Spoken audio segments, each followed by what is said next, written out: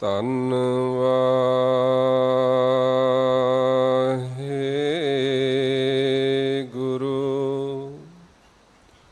ਸਾਹਿਬ JIO. ਜਿਉਂ ਜਾਨਹੁ ਤਿਉਂ ਰਾਖ, ਹਰ ਪ੍ਰਭ ਤੇਰਿਆ। ਕੀਤੇ ਗਣਹੁ ਅਸੰਖ, ਅਵਗੁਣ ਮੇਰਿਆ। ਅਸੰਖ ਅਵਗੁਣ ਖਤੇ ਫੇਰੇ, ਨਿਤ ਪ੍ਰਤ ਸਦ ਭੂਲੀਐ। ਮੋਹ ਮਗਨ ਬਿਕਰਾਲ ਮਾਇਆ, ਤਉ ਪ੍ਰਸਾਦੀ ਘੂਲੀਐ। ਲੋਕ ਕਰਤ ਬਿਕਾਰ ਬਿਖੜੇ, ਪ੍ਰਭ ਨੇਰਹੂੰ ਤੇ ਨੇਰਿਆ। ਬਿਨਵੰਤ ਨਾਨਕ ਦਇਆ ਧਾਰਹੁ, ਕਾਢ ਭਵ ਜਲ ਫੇਰਿਆ। ਬਿਨਵੰਤ ਨਾਨਕ ਦਇਆ ਧਾਰਹੁ, ਕਾਢ ਭਵ ਜਲ ਫੇਰਿਆ। ਜੁਗਹੁ ਜੁਗ ਅਟਲ, ਚਵਰ ਛਤਰ ਅਤੇ ਤਖਤਾਂ ਦੇ ਮਾਲਕ, ਵਾਲੀਏ ਕੁਲ ਆਲਮ, ਸ਼ਬਦਾ ਅਵਤਾਰ, ਸਰਬ ਸਾਂਝੀ ਵਾਲਤਾ ਦੇ ਰਹਿਬਰ, ਗਰੀਬ ਨਵਾਜ ਸਤਿਗੁਰੂ ਸਾਹਿਬ। ਧੰਨ ਧੰਨ ਸਾਹਿਬ ਸ੍ਰੀ ਗੁਰੂ ਗ੍ਰੰਥ ਸਾਹਿਬ ਮਹਾਰਾਜ ਸੱਚੇ ਪਾਤਸ਼ਾਹ ਜੀਆਂ ਦੀ ਪਾਵਨ ਪਵਿੱਤਰ ਨਿੱਘੀ ਗੋਦ ਅੰਦਰ ਬੈਠ ਕਰਕੇ ਸਾਹਿਬ ਸ੍ਰੀ ਗੁਰੂ ਹਰਿਕ੍ਰਿਸ਼ਨ ਸਾਹਿਬ ਮਹਾਰਾਜ ਜੀ ਦੇ ਪਾਵਨ ਪਵਿੱਤਰ ਸਥਾਨ 'ਤੇ ਅੰਮ੍ਰਿਤ ਵੇਲੇ ਦੇ ਦੀਵਾਨਾਂ ਦੀਆਂ ਹਾਜ਼ਰੀਆਂ ਭਰ ਰਹੇ ਗੁਰੂ ਪਿਆਰੇ, ਗੁਰੂ ਸਵਾਰੇ ਸਾਧ ਸੰਗਤ, ਆਓ ਸਤਿਗੁਰੂ ਸੱਚੇ ਪਾਤਸ਼ਾਹ ਜੀ ਨੇ ਜੋ ਸਮਾਂ ਬਖਸ਼ਿਸ਼ ਕੀਤਾ ਹੈ, ਇਸ ਦਾ ਲਾਹਾ ਲਈਏ। ਸਤਿਗੁਰਾਂ ਦੇ ਪਾਵਨ ਸ਼ਬਦ ਦੀ ਚੱਲ ਰਹੀ ਲੜੀਵਾਰ ਵਿਚਾਰ ਦਾ ਸਮਾਂ ਹੋਇਆ ਹੈ, ਜਿਸ ਦਾ ਮੂਲ ਪਾਠ ਆਪ ਜੀ ਨੇ ਗੁਰੂ ਘਰ ਦੇ ਹੈੱਡ ਗ੍ਰੰਥੀ ਸਾਹਿਬ ਸਿੰਘ ਸਾਹਿਬ ਜੀ ਪਾਸੋਂ ਸ਼ਰਵਨ ਕੀਤਾ ਹੈ। ਸਤਿਗੁਰੂ ਕਿਰਪਾ ਕਰਨ, ਆਪ ਹੀ ਆਪਣੀ ਕਿਰਪਾ ਰਹਿਮਤ ਦਾ ਦੁਆਰਾ ਪਾਵਨ ਪਵਿੱਤਰ ਸ਼ਬਦ ਦੀ ਵਿਚਾਰ ਕਰਵਾ ਲੈਣ। ਸਤਿਗੁਰ ਜੀ ਦੇ ਚਰਨਾਂ ਵਿੱਚ ਨਿਵਾਈਏ ਸੀਸ, ਫਤਿਹ ਦੀ ਸਾਂਝ ਪਾਈਏ। ਪਿਆਰ ਨਾਲ ਆਖੋ ਜੀ, ਵਾਹਿਗੁਰੂ ਜੀ ਕਾ ਖਾਲਸਾ, ਵਾਹਿਗੁਰੂ ਜੀ ਕੀ ਫਤਿਹ। ਸਤਨਾਮ ਸ਼੍ਰੀ ਵਾਹਿਗੁਰੂ ਸਾਹਿਬ ਜੀ। ਸ਼ਲੋਕ ਮਹੱਲਾ ਚੌਥਾ। ਸੁਤਿਆ ਹਰਿ ਪ੍ਰਭ ਚੇਤ ਮਨ, ਹਰਿ ਸਹਿਜ ਸਮਾਧ ਸਮਾਏ। ਅੱਜ ਦਾ ਇਹ ਪਾਵਨ ਸ਼ਬਦ ਸਾਹਿਬ ਸ੍ਰੀ ਗੁਰੂ ਰਾਮਦਾਸ ਸੱਚੇ ਪਾਤਸ਼ਾਹ ਜੀ ਦੁਆਰਾ ਬਖਸ਼ਿਸ਼ ਕੀਤਾ ਹੋਇਆ ਹੈ। ਇਸ ਪਾਵਨ ਸ਼ਬਦ ਦੇ ਪਹਿਲੇ ਸ਼ਲੋਕ ਦੇ ਦੁਆਰਾ ਸਤਿਗੁਰੂ ਸੱਚੇ ਪਾਤਸ਼ਾਹ ਜੀ ਸਾਨੂੰ ਸੁਚੇਤ ਕਰ ਰਹੇ ਹਨ। ਜੋ ਪਹਿਲਾ ਸ਼ਬਦ ਸਤਿਗੁਰ ਜੀ ਨੇ ਸਾਨੂੰ ਇਸ ਪਾਵਨ ਸ਼ਲੋਕ ਦੇ ਦੁਆਰਾ ਬਖਸ਼ਿਸ਼ ਕੀਤਾ ਹੈ, ਉਹ ਧਿਆਨ ਮੰਗਦਾ ਹੈ, ਕਿਉਂਕਿ ਗੁਰਮਤਿ ਧਿਆਨ ਦਾ ਵਿਸ਼ਾ ਹੈ।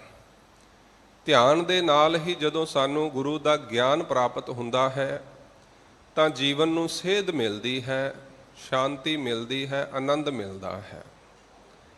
ਪਰ ਜਦੋਂ ਅਸੀਂ ਧਿਆਨ ਪਾਸੇ ਰੱਖ ਕੇ ਗੁਰਬਾਣੀ ਪੜ੍ਹਦੇ ਹਾਂ, ਵਿਚਾਰਦੇ ਹਾਂ, ਤੇ ਅਸੀਂ ਉਸ ਆਨੰਦ ਨੂੰ ਪ੍ਰਾਪਤ ਨਹੀਂ ਕਰ ਰਹੇ ਹੁੰਦੇ ਜੋ ਸਤਿਗੁਰ ਸਾਨੂੰ ਬਖਸ਼ਿਸ਼ ਕਰਨਾ ਚਾਹੁੰਦੇ ਹਨ।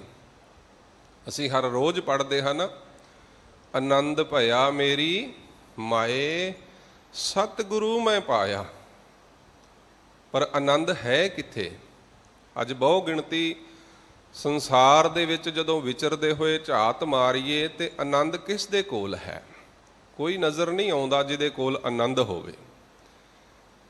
ਵੱਡੀ ਗਿਣਤੀ ਵਿੱਚ ਗੁਰਮੁਖ ਪਿਆਰੇ ਸਮਾਜ ਵਿੱਚ ਗੁਰਮਤਿ ਦਾ ਪ੍ਰਚਾਰ ਪ੍ਰਸਾਰ ਅੱਜ ਵੇਖੋ ਟੀਵੀ ਚੈਨਲਾਂ ਦੇ ਦੁਆਰਾ, ਸੋਸ਼ਲ ਮੀਡੀਆ ਦੇ ਦੁਆਰਾ, ਕਈ ਸਾਧਨਾਂ ਦੇ ਦੁਆਰਾ ਹੋ ਰਿਹਾ ਹੈ। ਪ੍ਰਚਾਰ ਪ੍ਰਸਾਰ ਦੀ ਕਮੀ ਨਹੀਂ ਹੈ, ਲੇਕਿਨ ਆਊਟਪੁੱਟ ਉਹ ਨਹੀਂ ਆ ਰਹੀ ਜੋ ਆਉਣੀ ਚਾਹੀਦੀ ਹੈ। ਜੀਵਨ ਦੇ ਅੰਦਰ ਆਨੰਦ ਜੋ ਹੈ ਉਹ ਪ੍ਰਗਟ ਨਹੀਂ ਹੋ ਰਿਹਾ। ਜੇ ਵਰਤਮਾਨ ਸਮੇਂ ਦੀ ਗੱਲ ਕਰੀਏ ਤੇ ਇੱਕ ਬਹੁਤ ਵੱਡੀ ਮਹਾਂਮਾਰੀ ਅੱਜ ਸੰਸਾਰ ਦੇ ਵਿੱਚ ਫੈਲੀ ਹੋਈ ਹੈ। ਬਹੁਤ ਵੱਡਾ ਕਸ਼ਟ ਸੰਸਾਰ ਅੱਜ ਚੱਲ ਰਿਹਾ ਹੈ। ਕਾਰੋਬਾਰੀ ਇਸ ਨੂੰ ਆਪਣੀ ਨਜ਼ਰ ਨਾਲ ਦੇਖਦਾ ਹੈ, ਵਿਗਿਆਨਕ ਇਸ ਨੂੰ ਆਪਣੀ ਨਜ਼ਰ ਨਾਲ ਦੇਖਦਾ ਹੈ, ਸਾਇੰਸਦਾਨ ਇਸ ਨੂੰ ਆਪਣੀ ਨਜ਼ਰ ਨਾਲ ਦੇਖਦਾ ਹੈ, ਡਾਕਟਰ ਮੈਡੀਕਲ ਸਾਇੰਸ ਇਸ ਨੂੰ ਆਪਣੀ ਨਜ਼ਰ ਨਾਲ ਦੇਖਦੀ ਹੈ। ਪਰ ਗੁਰਮਤਿ ਦਾ ਧਾਰਨੀ ਮਨੁੱਖ ਜਾਂ ਪਰਮੇਸ਼ਰ ਦੇ ਮਾਰਗ ਤੇ ਚੱਲਣ ਵਾਲਾ ਮਨੁੱਖ ਇਸ ਨੂੰ ਆਪਣੀ ਨਜ਼ਰ ਨਾਲ ਦੇਖਦਾ ਹੈ। ਤੇ ਮੈਂ ਸਮਝਦਾ ਹਾਂ ਵੀ ਇਹ ਜੋ ਮਹਾਂਮਾਰੀ ਅੱਜ ਸੰਸਾਰ ਤੇ ਆਈ ਹੈ, ਪਰਮੇਸ਼ਰ ਦੇ ਵੱਲੋਂ ਇੱਕ ਇੰਡੀਕੇਸ਼ਨ ਹੈ, ਇੱਕ ਸੁਨੇਹਾ, ਇੱਕ ਹਲੂਣਾ ਹੈ।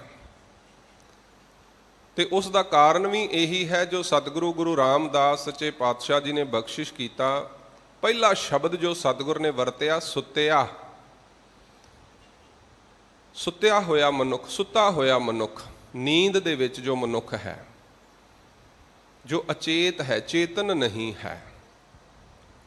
ਹੁਣ ਅਸੀਂ ਸਾਰੇ ਸਮਝਦੇ ਹਾਂ ਵੀ ਅਸੀਂ ਜਾਗਰਤ ਅਵਸਥਾ ਦੇ ਵਿੱਚ ਹਾਂ, ਅਸੀਂ ਜਾਗ ਰਹੇ ਹਾਂ, ਲੇਕਿਨ ਇਹ ਜਾਗ ਕਿਤੇ ਨਾ ਕਿਤੇ ਸਿਰਫ ਸਰੀਰ ਤੱਕ ਹੀ ਸੀਮਤ ਹੈ। ਸਰੀਰ ਕਰਕੇ ਅਸੀਂ ਜਾਗੇ ਹਾਂ, ਸਾਡਾ ਸਰੀਰ ਜਾਗ ਗਿਆ ਹੈ, ਵੈਸੇ ਅਸੀਂ ਸੁੱਤੇ ਹੀ ਹੋਏ ਹਾਂ। ਅਗਰ ਜਾਗ ਰਹੇ ਹਾਂ ਤੇ ਫਿਰ ਅਸੀਂ ਆਨੰਦ ਵਿੱਚ ਹਾਂ, ਫਿਰ ਅਸੀਂ ਚਿੰਤਾ ਮੁਕਤ ਹਾਂ, ਫਿਰ ਅਸੀਂ ਭੈ ਤੋਂ ਰਹਿਤ ਹਾਂ, ਫਿਰ ਅਸੀਂ ਡਰ ਤੋਂ ਮੁਕਤ ਹਾਂ। ਅਗਰ ਸਾਡੇ ਮਨ ਵਿੱਚ ਚਿੰਤਾ ਹੈ, ਅਗਰ ਸਾਡੇ ਮਨ ਵਿੱਚ ਭੈ ਹੈ, ਡਰ ਹੈ, ਤੇ ਫਿਰ ਅਸੀਂ ਸੁੱਤੇ ਹੋਏ ਹਾਂ। ਕਿਉਂਕਿ ਸਰੀਰ ਕਰਕੇ ਜਾਗਣਾ ਹੋਰ ਚੀਜ਼ ਹੈ, ਸੁਰਤ ਕਰਕੇ ਜਾਗਣਾ ਹੋਰ ਚੀਜ਼ ਹੈ। ਇਸ ਕਰਕੇ ਸਰੀਰ ਕਰਕੇ ਜਾਗੇ ਹੋਇਆਂ ਨੂੰ ਸੁਰਤ ਕਰਕੇ ਜਗਾਉਣ ਵਾਸਤੇ ਸਤਿਗੁਰ ਜੀ ਨੇ ਇਹ ਸ਼ਬਦ ਬਖਸ਼ਿਸ਼ ਕੀਤਾ ਹੈ। ਇੱਕ ਸਰੀਰ ਦੀ ਨੀਂਦ ਹੈ ਜੋ ਖੁੱਲ੍ਹ ਚੁੱਕੀ ਹੈ। ਮਨੁੱਖਾ ਜੀਵਨ ਦਾ ਪ੍ਰਾਪਤ ਹੋਣਾ ਸੰਸਾਰ ਦੇ ਅੰਦਰ ਜੀਵ ਆਤਮਾ ਨੂੰ ਬਹੁਤ ਵੱਡਾ ਇੱਕ ਉਪਹਾਰ ਹੈ ਪਰਮੇਸ਼ਵਰ ਦਾ। ਸੋ ਸਰੀਰ ਕਰਕੇ ਅਸੀਂ ਜਾਗਰਤ ਹਾਂ, ਚੇਤਨਤਾ ਕਰਕੇ ਸੁੱਤੇ ਹੋਏ ਹਾਂ, ਇੰਦਰੀਆਂ ਕਰਕੇ, ਕਰਮ ਇੰਦਰੀਆਂ ਕਰਕੇ, ਗਿਆਨ ਇੰਦਰੀਆਂ ਕਰਕੇ ਅਸੀਂ ਸੁੱਤੇ ਹੋਏ ਹਾਂ। ਕਰਮ ਇੰਦਰੀਆਂ ਕਰਕੇ ਜਾਗਣ ਦਾ ਮਤਲਬ ਹੈ ਸਾਨੂੰ ਪਤਾ ਲੱਗ ਜਾਏ ਕਿ ਇਹਨਾਂ ਨੇਤਰਾਂ ਦਾ ਕੀ ਕਰਮ ਹੈ, ਸਾਨੂੰ ਪਤਾ ਲੱਗ ਜਾਏ ਇਹਨਾਂ ਹੱਥਾਂ ਦਾ ਕੀ ਕਰਮ ਹੈ, ਇਹਨਾਂ ਪੈਰਾਂ ਦਾ ਕੀ ਕਰਮ ਹੈ, ਇਹ ਸਰੀਰ ਕਿਸ ਵਾਸਤੇ ਮਿਲਿਆ ਹੈ। ਇਹ ਹੈ ਚੇਤਨਤਾ ਦੇ ਤਲ ਤੇ ਜਾਗਣਾ, ਸੁਰਤ ਦੇ ਤਲ ਤੇ ਜਾਗਣਾ। ਪੜ੍ਹਦੇ ਤੇ ਹਰ ਰੋਜ਼ ਹਾਂ ਭਈ ਪ੍ਰਾਪਤ, ਮਾਨੁਖ ਦੇ ਹੁਰੀਆ, ਗੋਬਿੰਦ ਮਿਲਨ ਕੀ ਇਹ ਤੇਰੀ ਬਰੀਆ। ਅਵਰ ਕਾਜ ਤੇਰਾ ਕਿਤੈ ਨਾ ਕਾਮ, ਮਿਲ ਸਾਧ ਸੰਗਤ ਭਜ ਕੇਵਲ ਨਾਮ। ਇਹਦਾ ਭਾਵ ਇਹ ਨਾ ਲੈ ਲਿਆ ਕਰੋ ਕਿ ਕੰਮ ਛੱਡ ਦੇਣੇ ਹਨ, ਕਾਰੋਬਾਰ ਛੱਡ ਦੇਣੇ ਹਨ, ਕੰਮਕਾਰ ਕਰਨਾ ਨਹੀਂ ਹੈ। ਕਰਮ ਕਰਨਾ ਜੀਵਨ ਦਾ ਲਕਸ਼ ਹੈ, ਜੀਵਨ ਦਾ ਕਰਤੱਵ ਹੈ, ਫਰਜ਼ ਹੈ। ਉਹ ਕਰਨਾ ਹੀ ਪੈਣਾ ਹੈ, ਕਰਨਾ ਹੀ ਚਾਹੀਦਾ ਹੈ। ਲੇਕਿਨ ਉਸ ਕਰਮ ਦੇ ਵਿੱਚ ਜੋ ਸਿਧਾਂਤ ਹੈ ਉਹ ਸਹੀ ਹੋਣਾ ਚਾਹੀਦਾ ਹੈ, ਜੋ ਸੋਚ ਹੈ, ਜੋ ਵਿਚਾਰ ਹੈ ਉਹ ਸਹੀ ਹੋਵੇ ਤੇ ਕਰਮ ਕੀਤਾ ਹੋਇਆ ਸਫਲ ਹੈ। ਨਹੀਂ ਤਾਂ ਸਤਿਗੁਰ ਕਹਿੰਦੇ ਅਵਰ ਕਾਜ ਤੇਰਾ ਕਿਤੈ ਨਾ ਕਾਮ। ਹੁਣ ਦੇਖੋ ਸੰਸਾਰ ਦੇ ਵਿੱਚ ਬਹੁਤ ਵੱਡੇ ਵੱਡੇ ਲੋਕ ਸੰਸਾਰ ਦੇ ਵਿੱਚ ਜਿਨ੍ਹਾਂ ਦੇ ਕੋਲ ਸਾਧਨਾਂ ਦੀ ਕਮੀ ਨਹੀਂ ਹੈ, ਕਿਸੇ ਪ੍ਰਕਾਰ ਦੀ ਕੋਈ ਘਾਟ ਨਹੀਂ ਹੈ, ਲੇਕਿਨ ਅੱਜ ਉਹ ਵੀ ਮਹਿਸੂਸ ਕਰ ਰਹੇ ਹਨ ਵੀ ਇਹ ਕੀਤੇ ਹੋਏ ਕਾਰਜ ਸਾਡੇ ਕਿਸੇ ਕੰਮ ਨਹੀਂ ਆ ਰਹੇ। ਇੱਕ ਅਦ੍ਰਿਸ਼ ਜੀਵ ਹੈ ਜਿਸ ਨੂੰ ਅਸੀਂ ਦੇਖ ਨਹੀਂ ਪਾ ਰਹੇ। ਸਧਾਰਨ ਅੱਖਾਂ ਦੇ ਨਾਲ ਉਹਨੂੰ ਤੱਕਣਾ ਵੀ ਬਹੁਤ ਨਾਮੁਮਕਿਨ ਜਿਹਾ ਹੈ, ਪਰ ਫਿਰ ਵੀ ਅੱਜ ਭੈ ਦਾ ਮਾਹੌਲ ਹੈ। ਹਰ ਮਨੁੱਖ ਡਰ ਦੇ ਵਿੱਚ ਹੈ। ਉਹ ਕੀਤੇ ਹੋਏ ਕਾਰਜ ਜੋ ਹੁਣ ਤੱਕ 21ਵੀਂ ਸਦੀ ਤੱਕ ਜੋ ਮਨੁੱਖ ਨੇ ਕਾਰਜ ਕੀਤੇ, ਉਹ ਕਿਸੇ ਕੰਮ ਨਹੀਂ ਆਏ।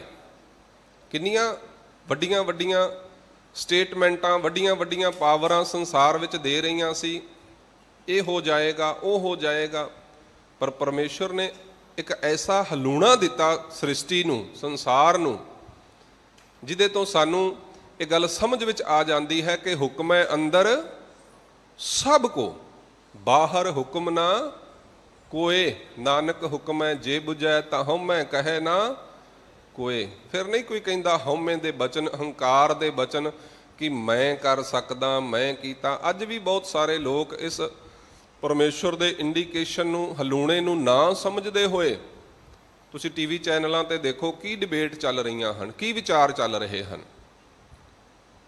ਅੱਜ ਵੀ ਮਨੁੱਖ ਝੁਕਣ ਨੂੰ ਤਿਆਰ ਨਹੀਂ ਹੈ, ਸਮਝਣ ਨੂੰ ਤਿਆਰ ਨਹੀਂ ਹੈ। ਅੱਜ ਵੀ ਮਨੁੱਖ ਨੂੰ ਲੱਗਦਾ ਹੈ ਮੈਂ ਆਪਣੇ ਬੌਧਿਕ ਬਲ ਦੇ ਨਾਲ ਇਸ ਚੀਜ਼ ਨੂੰ ਜਿੱਤ ਸਕਦਾ ਹਾਂ, ਕਾਬੂ ਕਰ ਸਕਦਾ ਹਾਂ। ਨਹੀਂ ਕਰ ਸਕਦਾ ਜਦੋਂ ਤੱਕ ਪਰਮੇਸ਼ਵਰ ਦਾ ਹੁਕਮ ਨਹੀਂ ਹੈ। ਸਾਹਮਣੇ ਪਈ ਹੋਈ ਚੀਜ਼ ਨਜ਼ਰ ਨਹੀਂ ਆਉਂਦੀ ਜਦੋਂ ਤੱਕ ਉਹਦਾ ਹੁਕਮ ਨਹੀਂ ਹੈ। ਸਾਹਮਣੇ ਪਏ ਹੋਏ ਸਾਧਨ ਨਜ਼ਰ ਨਹੀਂ ਆਉਂਦੇ ਜਦੋਂ ਤੱਕ ਉਹਦਾ ਹੁਕਮ ਨਹੀਂ ਹੈ। ਇਸ ਕਰਕੇ ਪਰਮੇਸ਼ਵਰ ਸਵਰੂਪ ਸਤਿਗੁਰੂ ਰਾਮਦਾਸ ਸੱਚੇ ਪਾਤਸ਼ਾਹ ਸਾਨੂੰ ਜਾਗਰਤ ਅਵਸਥਾ ਦੀ ਦਾਤ ਬਖਸ਼ਿਸ਼ ਕਰ ਰਹੇ ਹਨ। ਤੇ ਪਾਤਸ਼ਾਹ ਕਹਿੰਦੇ, ਸੁੱਤਿਆ, ਹੇ ਭਾਈ ਤੂੰ ਸੁੱਤਾ ਹੋਇਆ ਹੈ, ਤੂੰ ਨੀਂਦ ਦੇ ਵਿੱਚ ਹੈ। ਤੇਰੀ ਨੀਂਦ ਦਾ ਕਾਰਨ ਕਿ ਤੂੰ ਚਿੰਤਾ ਦੇ ਵਿੱਚ ਹੈ, ਫਿਕਰਮੰਦ ਹੈ, ਤੂੰ ਚਿੰਤਾ ਕਰ ਰਿਹਾ ਹੈ, ਤੂੰ ਫਿਕਰ ਦੇ ਵਿੱਚ ਹੈ, ਤੂੰ ਡਰ ਦੇ ਵਿੱਚ ਹੈ। ਇਹਦਾ ਭਾਵ ਹੈ ਚਿੰਤਾ, ਫਿਕਰ, ਡਰ ਜੋ ਹੈ ਇਹ ਤੇਰੀ ਨੀਂਦ ਹੈ। ਜਦੋਂ ਤੇਰੀ ਨੀਂਦ ਉਗੜ ਜਾਏਗੀ ਤੇ ਤੈਨੂੰ ਡਰ ਨਹੀਂ ਰਹੇਗਾ। ਜਿਨ੍ਹਾਂ ਦੀ ਨੀਂਦ ਉਗੜ ਗਈ ਉਹ ਡਰਦੇ ਨਹੀਂ ਹਨ। ਭਗਤ ਸਾਹਿਬਾਨ ਦੇ ਬਚਨ ਅਸੀਂ ਪੜ੍ਹਦੇ ਹਾਂ, ਜਿਹ ਮਰਨੈ ਤੇ ਜਗ ਡਰੈ, ਮੇਰਾ ਮਨ ਆਨੰਦ, ਮਰਨੈ ਹੀ ਤੇ ਪਾਈਐ ਪੂਰਨ ਪਰਮਾਨੰਦ। ਸਤਿਗੁਰ ਕਹਿੰਦੇ ਮੌਤ ਤੇ ਜੀਵਨ ਪਰਮੇਸ਼ਵਰ ਦੇ ਹੱਥ ਵਿੱਚ ਹੈ। ਨਾ ਤੇ ਇੱਕ ਤਿਲ ਘਟ ਸਕਦੀ ਹੈ, ਨਾ ਹੀ ਵੱਧ ਸਕਦੀ ਹੈ। ਯਣ ਘਾਲੇ ਸਭ ਦਿਵਸ ਸਾਸ, ਨਹਿ ਵੱਢਣ ਘਟਣ ਤਿਲ ਸਾਰ। ਨਾ ਹੀ ਕੋਈ ਵਧਾ ਸਕਦਾ ਹੈ, ਨਾ ਹੀ ਕੋਈ ਘਟਾ ਸਕਦਾ ਹੈ। ਜਿੰਨੇ ਸਵਾਸ ਤੇ ਦਿਨ ਪਰਮੇਸ਼ਵਰ ਨੇ ਸਾਨੂੰ ਬਖਸ਼ਿਸ਼ ਕੀਤੇ ਹਨ, ਬਸ ਉਹੀ ਭੋਗਣੇ ਹਨ। ਜ਼ਿੰਦਗੀ ਸਫਲ ਹੋ ਜਾਏ, ਇਸ ਵੱਲ ਧਿਆਨ ਦੇਣ ਦੀ ਜ਼ਰੂਰਤ ਹੈ। ਖਤਮ ਤੇ ਇੱਕ ਦਿਨ ਹੋ ਹੀ ਜਾਣੀ ਹੈ। ਹੁਕਮ ਦੇ ਵਿੱਚ ਮਨੁੱਖ ਆਇਆ ਹੈ, ਹੁਕਮ ਦੇ ਵਿੱਚ ਚਲਾ ਜਾਏਗਾ। ਜੀਵਨ ਸਫਲ ਹੋ ਜਾਏ, ਇਸ ਵੱਲ ਧਿਆਨ ਦੇਣਾ ਹੈ। ਇਸ ਕਰਕੇ ਸਤਿਗੁਰ ਕਹਿੰਦੇ, ਸੁੱਤਿਆ ਹਰ ਪ੍ਰਭ ਚੇਤ ਮਨ। ਹੇ ਭਾਈ ਤੂੰ ਸੁੱਤਾ ਹੋਇਆ ਹੈ, ਤੂੰ ਨੇਤਰਾਂ ਕਰਕੇ ਸੁੱਤਾ ਹੋਇਆ ਹੈ, ਤੂੰ ਕਰਮਾਂ ਕਰਕੇ ਸੁੱਤਾ ਹੋਇਆ ਹੈ, ਤੂੰ ਵਿਚਾਰ ਕਰਕੇ ਸੁੱਤਾ ਹੋਇਆ ਹੈ। ਜਾਗ ਜਾਗ ਲਿਹੋ ਰੇ ਮਨਾ, ਜਾਗ ਲਿਹੋ ਕਹਾਂ ਗਾਫਲ ਸੋਇਆ। ਜੋ ਤਨ ਉਪਜਿਆ ਸੰਗ ਹੀ, ਸੋ ਭੀ ਸੰਗ ਨਾ ਹੋਆ। ਸਤਿਗੁਰ ਕਹਿੰਦੇ ਤਨ ਵੀ ਤੇਰੇ ਨਾਲ ਨਿਭਣ ਵਾਲਾ ਨਹੀਂ ਹੈ। ਜਿਸ ਦੀ ਤੂੰ ਪਕੜ ਕਰਕੇ ਰੱਖੀ ਹੋਈ ਹੈ, ਜਿਸ ਨੂੰ ਆਪਣਾ ਕਰਕੇ ਜਾਣਦਾ ਹੈ, ਇਹ ਸਰੀਰ ਤੇਰਾ ਆਪਣਾ ਨਹੀਂ ਹੈ। ਐਸੇ ਘਰ ਹਮ ਬਹੁਤ ਬਸਾਏ, ਜਬ ਹਮ ਰਾਮ ਗਰਭ ਹੋਏ ਆਏ। ਭਗਤ ਕਬੀਰ ਸਾਹਿਬ ਕਹਿੰਦੇ ਇਹੋ ਜਿਹੇ ਤਨ ਘਰ ਪਤਾ ਨਹੀਂ ਕਿੰਨੇ ਕੁ ਅਸੀਂ ਲਏ ਹਨ ਤੇ ਕਿੰਨੇ ਕੁ ਤਿਆਗੇ ਹਨ, ਛੱਡੇ ਹਨ। ਸੋ ਸਤਿਗੁਰੂ ਕਹਿੰਦੇ ਸੁੱਤਿਆ ਹਰ ਪ੍ਰਭ ਚੇਤ ਮਨ। ਉਸ ਹਰੀ ਹਰ ਪਰਮੇਸ਼ਰ ਨੂੰ ਜੋ ਪਰ ਵਿਸ਼ੇਸ਼ ਕਰਕੇ ਪੰਜਾਂ ਤੱਤਾਂ ਤੋਂ ਪਰੇ ਹੈ, ਉਸ ਪਰਮੇਸ਼ਰ ਨੂੰ ਚੇਤ। ਚੇਤ ਦਾ ਭਾਵ ਹੈ ਚੇਤਾ ਰੱਖ। ਮਨ ਅੰਦਰ ਉਸ ਨੂੰ ਰਿਪੀਟ ਕਰ, ਬਾਰ-ਬਾਰ ਚਿਤਵਨੀ ਵਿੱਚ ਆ ਜਾਏ ਪਰਮੇਸ਼ਰ। ਪਰਮੇਸ਼ਰ ਨੂੰ ਅਸੀਂ ਆਪਣੇ ਚੇਤੇ ਵਿੱਚ ਰੱਖਣਾ ਹੈ। ਚੇਤੇ ਵਿੱਚ ਰੱਖਣ ਦੇ ਵਾਸਤੇ ਸਾਨੂੰ ਧਿਆਨ ਪਰਮੇਸ਼ਰ ਦੇ ਉੱਤੇ ਰੱਖਣਾ ਚਾਹੀਦਾ ਹੈ। ਤੇ ਉਹਦੇ ਵਾਸਤੇ ਗੁਰੂ ਅਰਜਨ ਦੇਵ ਮਹਾਰਾਜ ਸਤਿਗੁਰ ਸੱਚੇ ਪਾਤਸ਼ਾਹ ਜੀ ਨੇ ਸਾਨੂੰ ਸੁੰਦਰ ਤਰੀਕਾ ਵੀ ਬਖਸ਼ਿਆ ਹੈ। ਜਿਹ ਪ੍ਰਸਾਦ ਬਸੈ ਸੁਖ ਮੰਦਰ, ਤਿਸ ਹੈ ਧਿਆਏ ਸਦਾ ਮਨ ਅੰਦਰ। ਜਿਹ ਪ੍ਰਸਾਦ ਛਤੀਹ ਅੰਮ੍ਰਿਤ ਖਾਹੇ, ਤਿਸ ਠਾਕਰ ਕਉ ਰਖ ਮਨ ਮਾਹੇ। ਸ਼ੁਕਰਾਨਾ ਕਰ ਪਰਮੇਸ਼ਵਰ ਦਾ। ਇੱਕ ਇੱਕ ਸਵਾਸ ਜੋ ਆ ਜਾ ਰਹੀ ਹੈ ਉਹਦੀ ਬਖਸ਼ਿਸ਼ ਦਾ ਸਦਕਾ ਹੈ, ਉਹਦੇ ਹੁਕਮ ਦਾ ਸਦਕਾ ਹੈ। ਪਰ ਜਦੋਂ ਤੱਕ ਮਨੁੱਖ ਸੁੱਤਾ ਹੋਇਆ ਹੈ, ਜਦੋਂ ਤੱਕ ਮਨੁੱਖ ਅਗਿਆਨਤਾ ਦੇ ਵਿੱਚ ਹੈ, ਅਚੇਤ ਹੈ, ਉਦੋਂ ਤੱਕ ਇਹ ਸ਼ਬਦ ਉਹਦੇ ਸਮਝ ਵਿੱਚ ਆਉਣ ਵਾਲੇ ਨਹੀਂ ਹਨ। ਪਰ ਜਿਉਂ ਹੀ ਜਾਗਰਤ ਅਵਸਥਾ ਗੁਰੂ ਕਿਰਪਾ ਦੇ ਦੁਆਰਾ ਮਿਲਦੀ ਹੈ, ਫਿਰ ਪਤਾ ਲੱਗ ਜਾਂਦਾ ਹੈ ਇਸ ਸਵਾਸ ਦੀ ਕੀਮਤ ਕੀ ਹੈ, ਇਸ ਜੀਵਨ ਦੀ ਕੀਮਤ ਕੀ ਹੈ। ਸੋ ਪਾਤਸ਼ਾਹ ਕਹਿੰਦੇ, ਸੁੱਤਿਆ ਹਰ ਪ੍ਰਭ ਚੇਤ ਮਨ। ਮੰਮੇ ਦੇ ਨੰਨੇ ਨੂੰ ਸਿਹਾਰੀ ਤੋਂ ਭਾਵ ਹੈ ਮਨ ਅੰਦਰ। ਮਨ ਕਰਕੇ ਉਸ ਪਰਮੇਸ਼ਰ ਨੂੰ ਹਮੇਸ਼ਾ ਚੇਤਾ ਰੱਖ। ਸਵੇਰ ਤੋਂ ਲੈ ਕੇ ਸ਼ਾਮ ਤੱਕ ਉਸ ਪਰਮੇਸ਼ਰ ਦਾ ਸ਼ੁਕਰਾਨਾ ਕਰ। ਹਰ ਇੱਕ ਕਦਮ ਉਸ ਪਰਮੇਸ਼ਰ ਦੀ ਕਿਰਪਾ ਦਾ ਸਦਕਾ ਹੈ। ਹਰ ਇੱਕ ਸਵਾਸ ਉਸ ਪਰਮੇਸ਼ਰ ਦੀ ਕਿਰਪਾ ਦਾ ਸਦਕਾ ਹੈ। ਹਰ ਇੱਕ ਵਸਤ ਉਸ ਪਰਮੇਸ਼ਰ ਦੀ ਕਿਰਪਾ ਦਾ ਸਦਕਾ ਹੈ। ਹਰ ਇੱਕ ਸੁਖ ਉਸ ਪਰਮੇਸ਼ਰ ਦੀ ਕਿਰਪਾ ਦਾ ਸਦਕਾ ਹੈ। ਇਸ ਕਰਕੇ ਉਸ ਪਰਮੇਸ਼ਰ ਨੂੰ ਚੇਤ, ਆਪਣੇ ਚੇਤੇ ਵਿੱਚ ਲਿਆ। ਮਨੁੱਖ ਨੇ ਸਭ ਕੁਝ ਕਰਕੇ ਦੇਖ ਲਿਆ ਹੈ, ਪਰ ਮਨੁੱਖ ਦੀ ਭੁੱਖ ਨਹੀਂ ਮਿਟੀ, ਮਨੁੱਖ ਦਾ ਦੁੱਖ ਨਹੀਂ ਮਿਟਿਆ, ਮਨੁੱਖ ਨੂੰ ਸੁਖ ਨਹੀਂ ਮਿਲਿਆ। ਤੇ ਸਤਿਗੁਰ ਤੇ ਪੁਕਾਰ ਪੁਕਾਰ ਕੇ ਸਾਨੂੰ ਬਾਰ-ਬਾਰ ਇਹ ਗੱਲ ਕਹਿੰਦੇ ਨੇ, ਭਲਿਆ ਸਭ ਕੁਝ ਕਰ ਲਿਆ ਹੈ, ਬਸ ਇੱਕ ਕੰਮ ਤੂੰ ਨਹੀਂ ਕੀਤਾ, ਉਹ ਵੀ ਕਰਕੇ ਵੇਖ ਲੈ। ਤੇ ਜਿਨ੍ਹਾਂ ਨੇ ਉਹ ਕਰਮ ਕੀਤਾ ਹੈ, ਸਾਡੇ ਸਾਹਮਣੇ ਉਹਨਾਂ ਦੇ ਐਗਜ਼ਾਮਪਲ ਹਨ। ਜਿਨ੍ਹਾਂ ਨੇ ਸਭ ਕੁਝ ਕਰ ਲਿਆ, ਉਹਨਾਂ ਦੇ ਵੀ ਐਗਜ਼ਾਮਪਲ ਸਾਡੇ ਸਾਹਮਣੇ ਹਨ। ਤੇ ਜਿਨ੍ਹਾਂ ਨੇ ਸਭ ਕੁਝ ਛੱਡ ਕੇ ਇੱਕੋ ਕਰਮ ਕਰ ਲਿਆ, ਉਹਨਾਂ ਦੇ ਵੀ ਉਦਾਹਰਣ ਸਾਨੂੰ ਸਮਾਜ ਦੇ ਵਿੱਚ ਮਿਲਦੇ ਹਨ। ਇੱਕ ਪਾਸੇ ਉਹ ਹਨ ਜਿਨ੍ਹਾਂ ਨੂੰ ਅਸੀਂ ਪਰਮੇਸ਼ਰ ਦੇ ਪਿਆਰੇ ਭਗਤ ਸਤਪੁਰਸ਼ ਗੁਰਮੁਖ ਜਨ ਕਹਿੰਦੇ ਹਾਂ। ਇੱਕ ਪਾਸੇ ਉਹ ਹਨ ਜਿਹੜੇ ਸੰਸਾਰ ਨੂੰ ਸਭ ਕੁਝ ਮੰਨ ਕੇ ਚੱਲ ਰਹੇ ਸਨ। ਸੋ ਪਾਤਸ਼ਾਹ ਕਹਿੰਦੇ, ਸਭ ਕੁਝ ਕਰਕੇ ਦੇਖ ਲਿਆ ਹੈ, ਹੁਣ ਇੱਕੋ ਕਰਮ ਕਰਨ ਵਾਲਾ ਜੋ ਬਾਕੀ ਹੈ ਉਹ ਹੈ ਪਰਮੇਸ਼ਰ ਨੂੰ ਚੇਤਾ ਰੱਖਣਾ। ਘਰ ਦੇ ਵਿੱਚ ਵਿਚਰਦੇ ਹੋਏ, ਕਾਰੋਬਾਰ ਵਿੱਚ ਵਿਚਰਦੇ ਹੋਏ, ਕੰਮਕਾਰ ਕਰਦੇ ਹੋਏ ਪਰਮੇਸ਼ਰ ਦੀ ਯਾਦ ਰਹੇ। ਇਹੀ ਗੁਰਮਤਿ ਦਾ ਮੁੱਢਲਾ ਸਿਧਾਂਤ ਹੈ। ਪਰਮੇਸ਼ਰ ਸਾਨੂੰ ਚੇਤਾ ਰਹੇ ਹਰ ਕੰਮ ਕਰਦੇ ਹੋਏ। ਹਰ ਕਰਮ ਦੇ ਵਿੱਚ ਸਿਰਫ ਇਹ ਨਹੀਂ ਕਿ ਜਿੰਨਾ ਸਮਾਂ ਅਸੀਂ ਗੁਰੂ ਸੰਗਤ ਵਿੱਚ ਬੈਠੇ ਹਾਂ ਤੇ ਅਸੀਂ ਸੋਚਦੇ ਹਾਂ ਵੀ ਸਤਿਗੁਰ ਸਾਡੇ ਸਨਮੁਖ ਹਨ।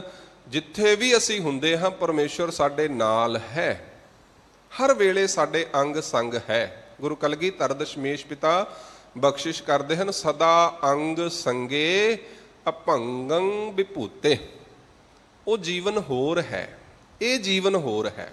ਇਹ ਮਨਮਤ ਦਾ ਜੀਵਨ ਹੈ, ਉਹ ਗੁਰਮਤ ਦਾ ਜੀਵਨ ਹੈ ਜਿਸ ਨੂੰ ਅਸੀਂ ਧਾਰਨ ਕਰਨਾ ਹੈ। ਮਨਮਤ ਦੇ ਜੀਵਨ ਨੂੰ ਅਸੀਂ ਤਿਆਗਣਾ ਹੈ, ਮਨਮਤ ਨੂੰ ਤਿਆਗਣਾ ਹੈ, ਗੁਰਮਤ ਨੂੰ ਧਾਰਨ ਕਰਨਾ ਹੈ ਤੇ ਗੁਰਮਤ ਨੂੰ ਧਾਰਨ ਕਰਕੇ ਆਪਣੇ ਜੀਵਨ ਆਚਰਣ ਵਿੱਚ ਲੈ ਕੇ ਆਉਣਾ ਹੈ।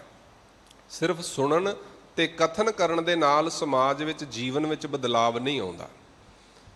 ਜੀਵਨ ਵਿੱਚ ਬਦਲਾਵ ਉਦੋਂ ਆਉਂਦਾ ਹੈ ਜਦੋਂ ਵਿਚਾਰ ਸਾਡੇ ਆਚਰਣ ਵਿੱਚ ਆ ਜਾਂਦੀ ਹੈ, ਸਾਡੇ ਕਰਮ ਵਿੱਚ ਆ ਜਾਂਦੀ ਹੈ। ਉਸ ਦਿਨ ਸਮਾਜ ਤਬਦੀਲ ਹੁੰਦਾ ਹੈ, ਉਸ ਦਿਨ ਜੀਵਨ ਤਬਦੀਲ ਹੁੰਦਾ ਹੈ। ਅੱਜ ਬਹੁ ਗਿਣਤੀ ਵਿੱਚ ਅਸੀਂ ਸੁਣਨ ਤੇ ਕਥਨ ਕਰਨ ਤੱਕ ਹੀ ਸੀਮਿਤ ਹਾਂ। ਇਸ ਕਰਕੇ ਸਮਾਜਿਕ ਸਮੱਸਿਆਵਾਂ ਦਿਨ ਪਰ ਰਾਤ ਵੱਧ ਰਹੀਆਂ ਹਨ। ਮਨੁੱਖ ਹਰ ਰੋਜ਼ ਹੋਰ ਤੋਂ ਹੋਰ ਚਿੰਤਾ ਵਿੱਚ ਜਾ ਰਿਹਾ ਹੈ, ਡਿਪਰੈਸ਼ਨ ਵਿੱਚ ਜਾ ਰਿਹਾ ਹੈ। ਅੱਜ ਵਿਦੇਸ਼ਾਂ ਦੇ ਵਿੱਚ ਤੁਸੀਂ ਦੇਖੋ, ਭਾਰਤ ਦੇ ਵਿੱਚ ਵੀ ਹਾਲਾਤ ਸੁਖਾਵੇਂ ਨਹੀਂ ਹਨ। ਤੇ ਕਿਸੇ ਸੱਜਣ ਦੇ ਨਾਲ ਜਦੋਂ ਗੱਲ ਹੋਈ ਤੇ ਉਹਨੇ ਦੱਸਿਆ ਵੀ ਹੁਣ ਕਰੋਨਾ ਦੇ ਪੇਸ਼ੈਂਟ ਤੇ ਘੱਟ ਹਨ, ਡਿਪਰੈਸ਼ਨ ਦੇ ਪੇਸ਼ੈਂਟ ਜ਼ਿਆਦਾ ਹੋ ਗਏ ਹਨ।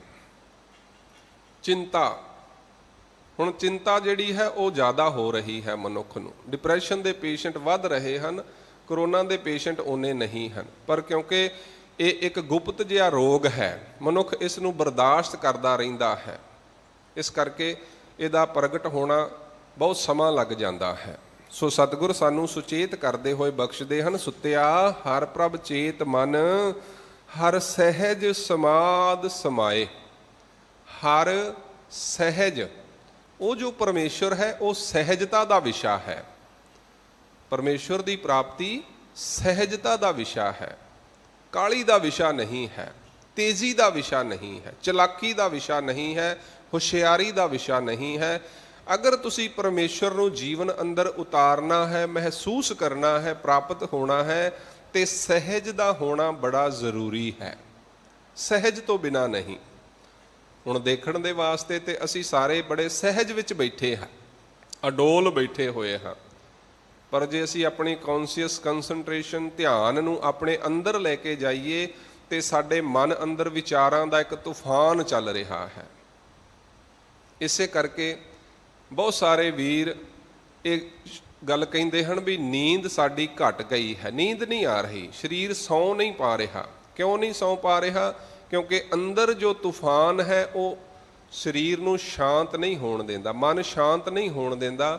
ਜਦੋਂ ਤੱਕ ਮਨ ਸ਼ਾਂਤ ਨਹੀਂ ਹੈ ਉਦੋਂ ਤੱਕ ਸਰੀਰ ਵੀ ਸ਼ਾਂਤ ਨਹੀਂ ਬੈਠ ਸਕਦਾ। ਦੇਖਣ ਦੇ ਵਿੱਚ ਬੈਠਾ ਹੋਇਆ ਨਜ਼ਰ ਆਉਂਦਾ ਹੈ, ਪਰ ਅਸਲ ਦੇ ਵਿੱਚ ਇਹ ਭਟਕ ਰਿਹਾ ਹੈ, ਤੜਪ ਰਿਹਾ ਹੈ। ਸੋ ਸਤਿਗੁਰੂ ਬਖਸ਼ਿਸ਼ ਕਰ ਰਹੇ ਹਨ, ਹਰ ਸਹਿਜ, ਉਹ ਪਰਮੇਸ਼ਵਰ ਸਹਿਜਤਾ ਦਾ ਵਿਸ਼ਾ ਹੈ। ਉਹ ਪਰਮੇਸ਼ਵਰ ਸਹਿਜਤਾ ਦੇ ਨਾਲ ਮਿਲਦਾ ਹੈ। ਹਰ ਕਾ ਬਿਲੋਵਣਾ ਬਿਲੋਵੋ ਮੇਰੇ ਭਾਈ, ਸਹਿਜ ਬਿਲੋਵੋ।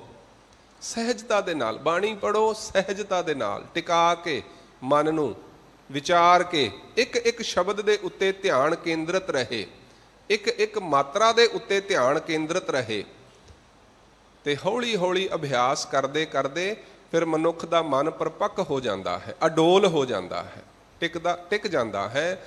ਸੋ ਸਤਿਗੁਰ ਕਹਿੰਦੇ ਪਰਮੇਸ਼ਵਰ ਸਹਿਜਤਾ ਦਾ ਵਿਸ਼ਾ ਹੈ, ਸਮਾਦ ਸਮਾਏ।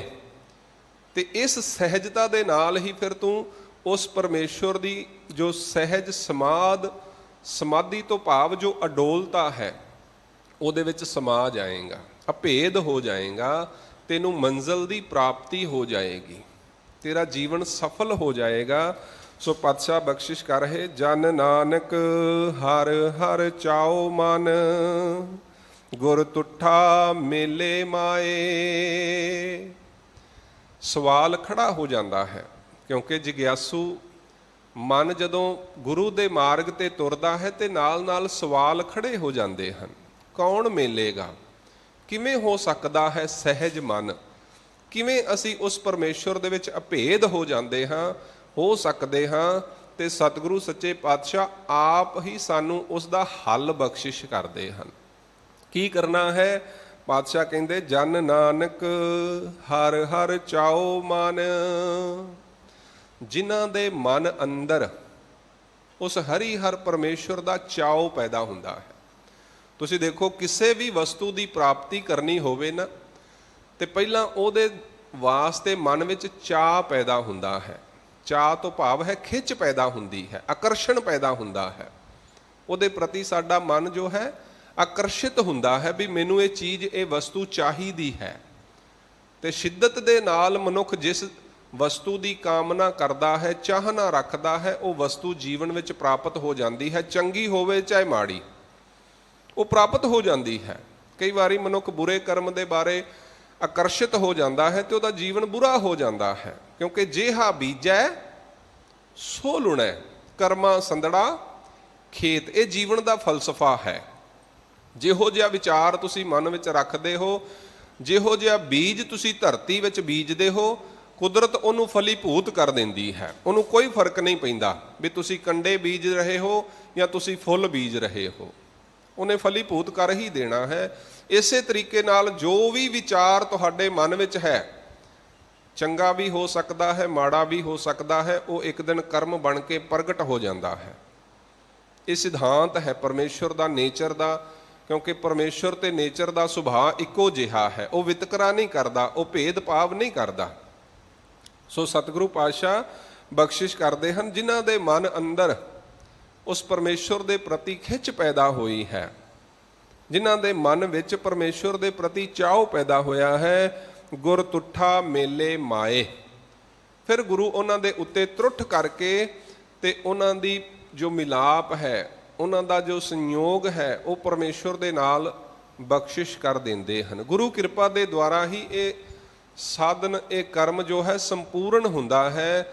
ਸਤਿਗੁਰ ਹੀ ਉਹ ਵਿਚੋਲਾ ਹੈ, ਉਹ ਵਸੀਠ ਹੈ, ਵਕੀਲ ਹੈ, ਜੋ ਸਾਡੇ ਜੀਵਨ ਦੀ ਪੈਰਵਾਈ ਕਰਕੇ ਸਾਨੂੰ ਗੁਰੂ ਨਾਲ ਗੁਰੂ ਦੇ ਦੁਆਰਾ ਹੀ ਪਰਮੇਸ਼ਵਰ ਦਾ ਮਿਲਾਪ ਹੈ। ਬਲਿਹਾਰੀ ਗੁਰ ਆਪਣੇ ਦਿਉਹਾਰੀ ਸਦਵਾਰ, ਜਿਨ ਮਾਨਸ ਤੇ ਦੇਵਤੇ ਕੀਏ ਕਰਤ ਨ ਲਾਗੀ ਵਾਰ। ਦੇਵਤਿਆਂ ਦੀ ਗੱਲ ਅਸੀਂ ਕਰਦੇ ਹਾਂ। ਦੇਵਤਾ ਉਹ ਹੈ ਜੋ ਕਲਿਆਣਕਾਰੀ ਹੈ ਮਨੁੱਖਤਾ ਦੇ ਵਾਸਤੇ। ਅੱਜ ਬਹੁਤ ਸਾਰੇ ਮਨੁੱਖ ਜੋ ਸੰਸਾਰ ਦੇ ਵਿੱਚ ਗੁਰਮਤਿ ਦੇ ਧਾਰਨੀ ਹੋ ਕੇ ਸਮਾਜ ਸੇਵਾ ਵਿੱਚ ਲੱਗੇ ਹੋਏ ਹਨ, ਉਹਨਾਂ ਦੇ ਅੰਦਰ ਪਰਮੇਸ਼ਵਰ ਦੇ ਦੈਵੀ ਗੁਣ ਪ੍ਰਗਟ ਹੁੰਦੇ ਹਨ। ਜਿਵੇਂ ਸੂਰਜ ਦਾ ਪ੍ਰਗਟ ਹੋਣਾ ਪ੍ਰਕਾਸ਼ ਦਾ ਪ੍ਰਗਟ ਹੋਣਾ ਹੈ, ਪਰਮੇਸ਼ਵਰ ਦਾ ਪ੍ਰਗਟ ਹੋਣਾ ਪਰਮੇਸ਼ਵਰ ਦੇ ਗੁਣਾਂ ਦਾ ਪ੍ਰਗਟ ਹੋਣਾ ਹੈ। ਸੋ ਜਿਨ੍ਹਾਂ ਦੇ ਅੰਦਰ ਦੈਵੀ ਗੁਣ ਹਨ, ਦਇਆ ਹੈ, ਜੋ ਸਮਾਜ ਦੇ ਪ੍ਰਤੀ ਦਇਆ ਰੱਖਦੇ ਹਨ, ਜੋ ਸਮਾਜ ਦੇ ਪ੍ਰਤੀ ਪ੍ਰੇਮ ਰੱਖਦੇ ਹਨ, ਭਾਵਨਾ ਰੱਖਦੇ ਹਨ, ਉਹਨਾਂ ਦੇ ਅੰਦਰ ਪਰਮੇਸ਼ਵਰ ਦੀ ਉਹ ਦੈਵੀ ਸ਼ਕਤੀ ਜੋ ਹੈ ਉਹ ਪ੍ਰਗਟ ਹੁੰਦੀ ਹੈ। ਦੈਵੀ ਗੁਣਾਂ ਦਾ ਪ੍ਰਗਟ ਹੋਣਾ ਹੀ ਦੇਵਤਾ ਹੋਣਾ ਹੈ। ਮੰਦੇ ਕਰਮਾਂ ਦਾ ਪ੍ਰਗਟ ਹੋਣਾ, ਅਸੁਰੀ ਗੁਣਾਂ ਦਾ ਪ੍ਰਗਟ ਹੋਣਾ ਦੈਂਤ ਹੋਣਾ ਹੈ। ਮਨੁੱਖ ਦੇਵਤਾ ਵੀ ਹੋ ਸਕਦਾ ਹੈ, ਦੈਂਤ ਵੀ ਹੋ ਸਕਦਾ ਹੈ, ਉਹ ਆਪਣੇ ਵਿਚਾਰਾਂ ਕਰਕੇ। ਸੋ ਬਲਿਹਾਰੀ ਗੁਰ ਆਪਣੇ ਦਿਉਹਾਰੀ ਸਦਵਾਰ, ਜਿਨ ਮਾਨਸ ਤੇ ਦੇਵਤੇ ਕੀਏ ਕਰਤ ਨ ਲਾਗੀ ਵਾਰ। ਐਸੇ ਗੁਰ ਕਉ ਬਲ ਬਲ ਜਾਈਐ, ਆਪ ਮੁਕਤ ਮੋਹਿ ਤਾਰੇ। ਗੁਰੂ ਸਮਰੱਥ ਹਨ। ਸਤਿਗੁਰੂ ਉਸ ਪਰਮੇਸ਼ਵਰ ਦੇ ਨਾਲ ਮਿਲਾਪ ਬਖਸ਼ਦੇ ਹਨ।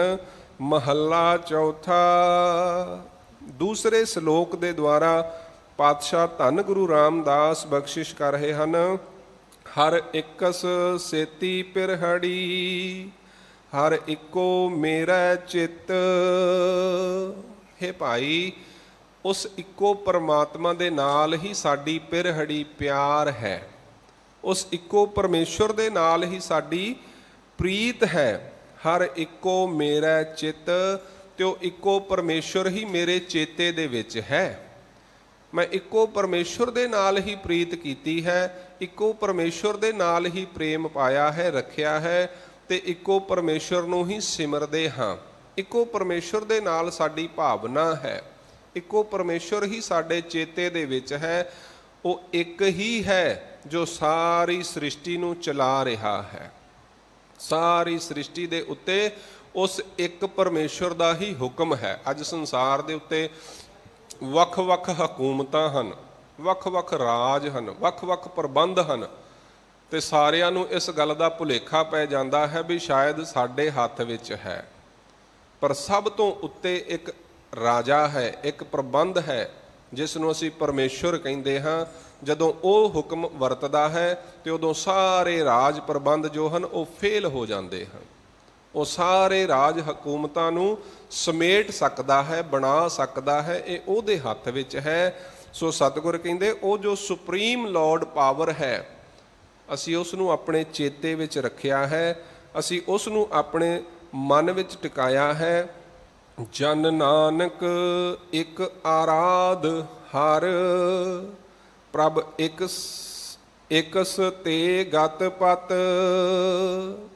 ਪਾਤਸ਼ਾਹ ਬਖਸ਼ਿਸ਼ ਕਰਦੇ, ਜਨ ਨਾਨਕ ਇੱਕ ਆਰਾਧ ਹਰ, ਇਕਸ ਤੇ ਗਤ ਪਤ। ਗਤ ਦਾ ਭਾਵ ਹੈ ਕਲਿਆਣ, ਤੇ ਪਤ ਦਾ ਭਾਵ ਹੈ ਮਾਣ ਇੱਜ਼ਤ। ਉਸ ਇੱਕ ਪਰਮਾਤਮਾ ਨੂੰ ਆਰਾਧ ਸਿਮਰ, ਤੇਰੀਆਂ ਸਾਰੀਆਂ ਲੋੜਾਂ ਪੂਰੀਆਂ ਕਰਨ ਵਾਲਾ ਹੈ। ਉਹ ਜੋ ਪਰ ਵਿਸ਼ੇਸ਼ ਕਰਕੇ ਪੰਜਾਂ ਤੱਤਾਂ ਤੋਂ ਪਰੇ ਪਰਮੇਸ਼ਵਰ ਹੈ, ਉਸ ਇੱਕ ਦੀ ਆਰਾਧਨਾ ਕਰ, ਉਸ ਇੱਕ ਦਾ ਸਿਮਰਨ ਕਰ, ਉਸ ਇੱਕ ਦੇ ਉੱਤੇ ਡਿਪੈਂਡ ਹੋ। ਉਹ ਇੱਕ ਪਰਮੇਸ਼ਵਰ ਤੇਰੀ ਸੰਸਾਰ ਦੇ ਅੰਦਰ ਮਾਣ ਵਡਿਆਈ ਵੀ ਕਰਵਾਏਗਾ, ਕਿਉਂਕਿ ਮਾਣ ਵਡਿਆਈ ਦੇ ਵਾਸਤੇ ਪਦਾਰਥ ਦਾ ਹੋਣਾ ਬੜਾ ਜ਼ਰੂਰੀ ਹੈ, ਸ਼ੋਹਰਤ ਰੁਤਬੇ ਦਾ ਹੋਣਾ ਬੜਾ ਜ਼ਰੂਰੀ ਹੈ। ਨਿਰਧਨ ਆਦਰ ਕੋ ਨਾ ਦੇ। ਨਿਰਧਨ ਗਰੀਬ ਮਨੁੱਖ ਨੂੰ ਕੌਣ ਆਦਰ ਦਿੰਦਾ ਹੈ, ਕੌਣ ਮਾਣ ਕਰਦਾ ਹੈ? ਇਹ ਤੇ ਪਰਮੇਸ਼ਵਰ ਹੀ ਹੈ, ਇਹ ਤੇ ਗੁਰੂ ਹੀ ਹੈ ਜੋ ਨਿਮਾਣਿਆਂ ਨੂੰ ਮਾਣ ਬਖਸ਼ਦਾ ਹੈ, ਜੋ ਨਿਤਾਣਿਆਂ ਨੂੰ ਤਾਣ ਬਖਸ਼ਦਾ ਹੈ, ਜੋ ਨਿਓਟਿਆਂ ਨੂੰ ਓਟ ਬਖਸ਼ਦਾ ਹੈ, ਜੋ ਨਿਧਰਿਆਂ ਦੀ ਧਿਰ ਬਣਦਾ ਹੈ, ਜੋ ਨਿਥਾਵਿਆਂ ਦੇ ਥਾਂ ਬਣਦੇ ਹਨ। ਸੰਸਾਰ ਵਿੱਚ ਸਤਿਗੁਰ ਕਹਿੰਦੇ ਨਿਰਧਨ ਆਦਰ ਕੋ ਨਾ ਦੇ। ਜਿਹੜਾ ਮਨੁੱਖ ਗਰੀਬ ਹੈ, ਲਾਚਾਰ ਹੈ, ਕਮਜ਼ੋਰ ਹੈ, ਉਹਦੀ ਬਾਂਹ ਕੋਈ ਨਹੀਂ ਫੜਦਾ। ਆਪਣੇ ਸਾਕ ਸੱਜਣ ਵੀ ਬਾਂਹ ਛੱਡ ਦਿੰਦੇ ਹਨ, ਪਾਸਾ ਵੱਟ ਜਾਂਦੇ ਹਨ। ਜਾ ਕਉ ਮੁਸ਼ਕਲ ਅਤ ਬਣੇ ਢੋਈ ਕੋਏ ਨਾ ਦੇ, ਲਾਗੂ ਹੋਏ ਦੁਸ਼ਮਣਾ, ਸਾਕ ਪੇ ਭੱਜ ਖਲੇ। ਆ ਜਿਨ੍ਹਾਂ ਨੂੰ ਕਰੋਨਾ ਪ੍ਰਗਟ ਹੋ ਜਾਂਦਾ ਹੈ ਨਾ, ਸਾਕ ਸੱਜਣ ਵੀ ਸਾਥ ਛੱਡ ਜਾਂਦੇ ਹਨ। ਰਿਸ਼ਤੇਦਾਰ ਸੱਕੇ ਵੀ ਕਹਿੰਦੇ ਹਨ ਅਸੀਂ ਨਹੀਂ ਹੁਣ ਨੇੜੇ ਲੱਗਣਾ। ਪਾਤਸ਼ਾਹ ਨੇ ਸਾਨੂੰ ਪਹਿਲਾਂ ਹੀ ਸਮਝਾ ਦਿੱਤਾ, ਜਾ ਕਉ ਮੁਸ਼ਕਲ ਅੱਤ ਬਣੇ, ਢੋਈ ਕੋਏ ਨਾ ਦੇ, ਲਾਗੂ ਹੋਏ ਦੁਸ਼ਮਣਾ, ਸਾਕ ਪੇ ਭੱਜ ਖਲੇ। ਸਭੋ ਭੱਜੇ ਆਸਰਾ, ਚੂਕੇ ਸਭ ਅਸਰਾਓ, ਚਿਤ ਆਵੈ ਉਸ ਪਾਰ, ਬ੍ਰਹਮ ਲੱਗੇ ਨਾ ਤਤੀ ਵਾਓ। ਸਤਿਗੁਰ ਕਹਿੰਦੇ ਜੇ ਚੇਤੇ ਵਿੱਚ ਪਰਮੇਸ਼ਵਰ ਰਹੇ ਤੇ ਤਤੀ ਵਾਹ ਨਹੀਂ ਲੱਗਣ ਦਿੰਦਾ। ਤਾਤੀ ਵਾਓ ਨਾ ਲੱਗਈ, ਪਾਰ ਬ੍ਰਹਮ ਸ਼ਰਣਾਈ, ਚੌਗਿਰਦ ਹਮਾਰੇ ਰਾਮ ਕਾਰ, ਦੁੱਖ ਲੱਗੇ ਨਾ ਭਾਈ। ਸਤਿਗੁਰ ਪੂਰਾ ਭੇਟਿਆ ਜਿਨ ਬਣਤ ਬਣਾਈ, ਰਾਮ ਨਾਮ ਔਖਦ ਦੀਆ ਏਕਾ ਲਿਵ ਲਾਈ। ਰਾਖ ਲੀਏ ਤਿਨ ਰੱਖਣ ਹਾਰ, ਸਭ ਬਿਆਦ ਮਿਟਾਈ, ਕਹੋ ਨਾਨਕ ਕਿਰਪਾ ਭਈ, ਪ੍ਰਭ ਭਏ ਸਹਾਈ। ਜਦੋਂ ਪ੍ਰਾਣ ਪੰਖੇਰੂ ਉੱਡ ਗਏ, ਇਹ ਸਰੀਰ ਮਿੱਟੀ ਦਾ ਪੁਤਲਾ ਹੈ। ਭਾਵੇਂ ਇਹਨੂੰ ਰੋੜ ਦਿਓ, ਭਾਵੇਂ ਦੱਬ ਦਿਓ, ਭਾਵੇਂ ਸਾੜ ਦਿਓ, ਕੀ ਫਰਕ ਪੈਂਦਾ ਹੈ।